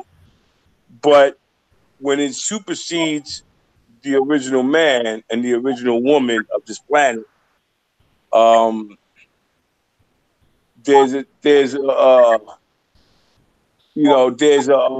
misnomer of thinking that you think that you ain't that. But I tell them all, and I've met quite a few that were of very light skin.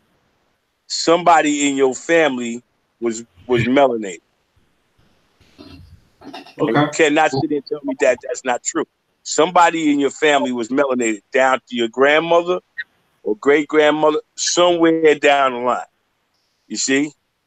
Now, to offer proof of that, I one day when I went back to the island some years ago, I was with my mother. We were driving around the town that she came from. And I saw this man walking, and I said to my mother, I said, "Ma, that's grandpa, right?" She said, "How did you know? You ain't never laid eyes on him before." I said, "Blood could tell blood, right?" And he looked like and you know what he looked like, JT? What? He looked like one of them aborigines in his Mm. features. Okay? Slim man, real melanated, dark skin, looked like one of them aborigine people, like the ones that come from Australia. I was like, wow. Mm. Okay. Yeah. Deep, deep, right? Deep. Yeah. Very That's deep. deep. Mm-hmm. That's deep. Okay. Um. Oh, there. We got. You got. After this, you got three more questions. Oh, Okay. this question I forgot to ask. Was also said, had anyone ever tried to talk to you out of being a Muslim? Uh, no, but they asked, how can I, a man of Puerto Rican descent, become a Muslim? And I said, well, it's not just becoming a Muslim, it's having knowledge of self and knowing who you are and who you came from. When you read the books of Elijah Muhammad, it describes in detail uh, to regain knowledge of self. A lot of our people are walking around here without knowledge of self. You see, so when you know that, it doesn't matter what you are, because I grew up as a Christian in a Christian household. You going to church and everything, and I would never lose that part of it. But this form of Islam kind of tailored to my thinking, and I fit better with it. You see what I'm saying? And then once I started drawing comparisons, I did what's right for me. I had a couple of people, oh, how could you be Muslim? And I said, well, when I give them certain things to read, they were like, oh. And I said, just sit down and read this. You see? So, you know, listen, I respect other people's beliefs. I respect other people's cultures, whether you believe in Jesus Christ or not, whatever you believe, hey, that's fine with me. Whatever gets you through the day, you do that. You see? You do that. So, I've been asked about it, but, you know, I stood steadfast and on my square, brother.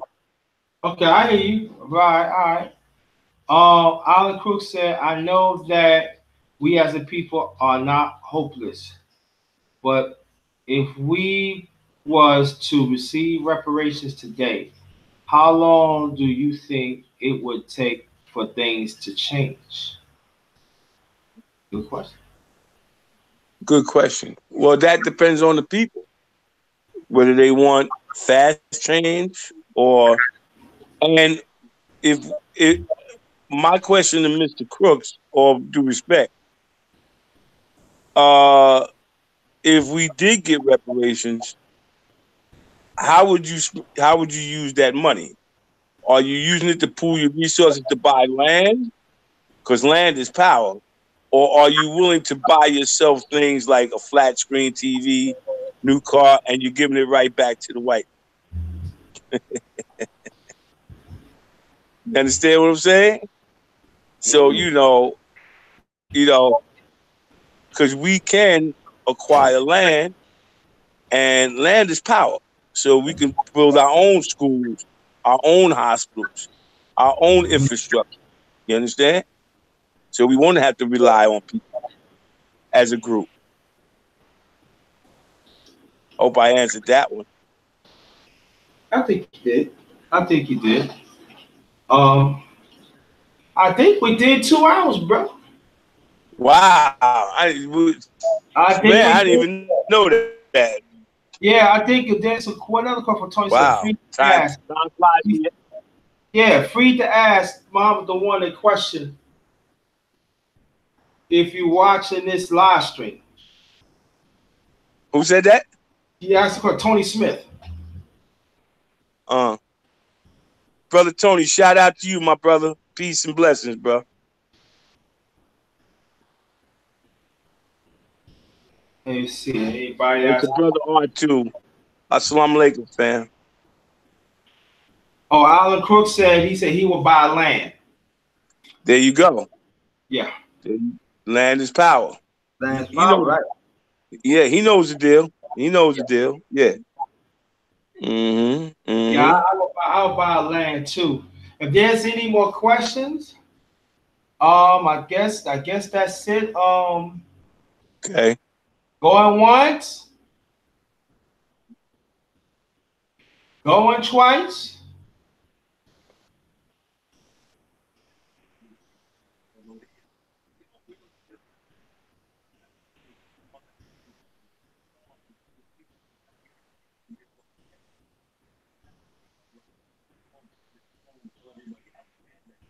Okay, I guess that's it.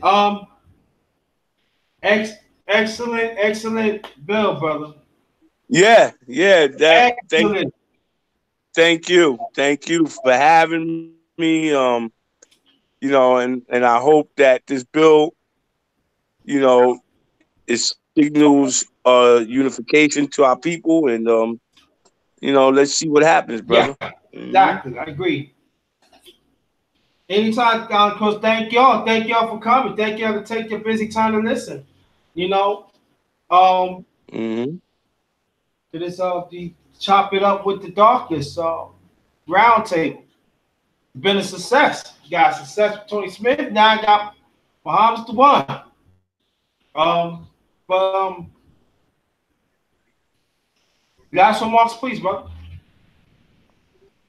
All right. Last remarks. Okay. Yeah. Thanks again for having me, brother. All praises due. And listen, brother, you keep doing what you're doing. And Thank to me, the chop up on this on your live stream, that was great. And man, time flies. We was having fun. 2 hours. Wow. you. Yeah, I man. didn't even think about that. You got a lot of debt, brother. You But the junior elder. A lot of debt right there, brother. I think we can stress another hour or two. But yeah. yeah, we could just be Well, able to, but it's all right. You always welcome back. yeah, no, my uncle came. My uncle came, so I think he's gonna cut my hair. So he's gonna give me a little shave up and stuff. So Ah. yeah, Oh, yeah, so I can look nice for the ladies. You know what I mean? there you go. No. I know that's why Yeah, yeah. You like me? Your hair grows quick, right? Yeah, very quick, man. I got it like but I don't worry about yeah, it. You'll see me my little body soon. But yeah. last, But thank you very much, though, man. Thank you very much, and you know, so you getting a haircut in a few minutes? yeah.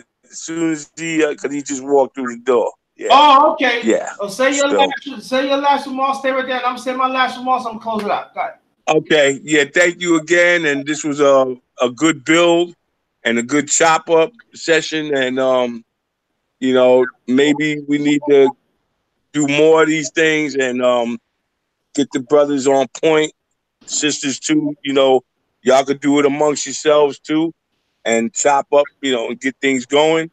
And let's see where it ends up, man, and see where things go. You see, because you know, like I'll borrow a line from Chief Stay Sleep. He said, "You got to heal ourselves first before we unify." So let's get into the process of healing, and then we'll see what happens from that. The next step, and what's the next base that we cover. And thank you very much, JT. It was a pleasure, you know, to be with you today. And let's do it again in the near future. Oh yeah, we definitely gonna do it again. King Louis, thanks for coming. Among the ones who came late, you got to catch up on the replay. So another success of the chop up session. Chop up session. I'm underrated. What happened, brother? No, I'm just looking at something. Oh, okay. Oh no.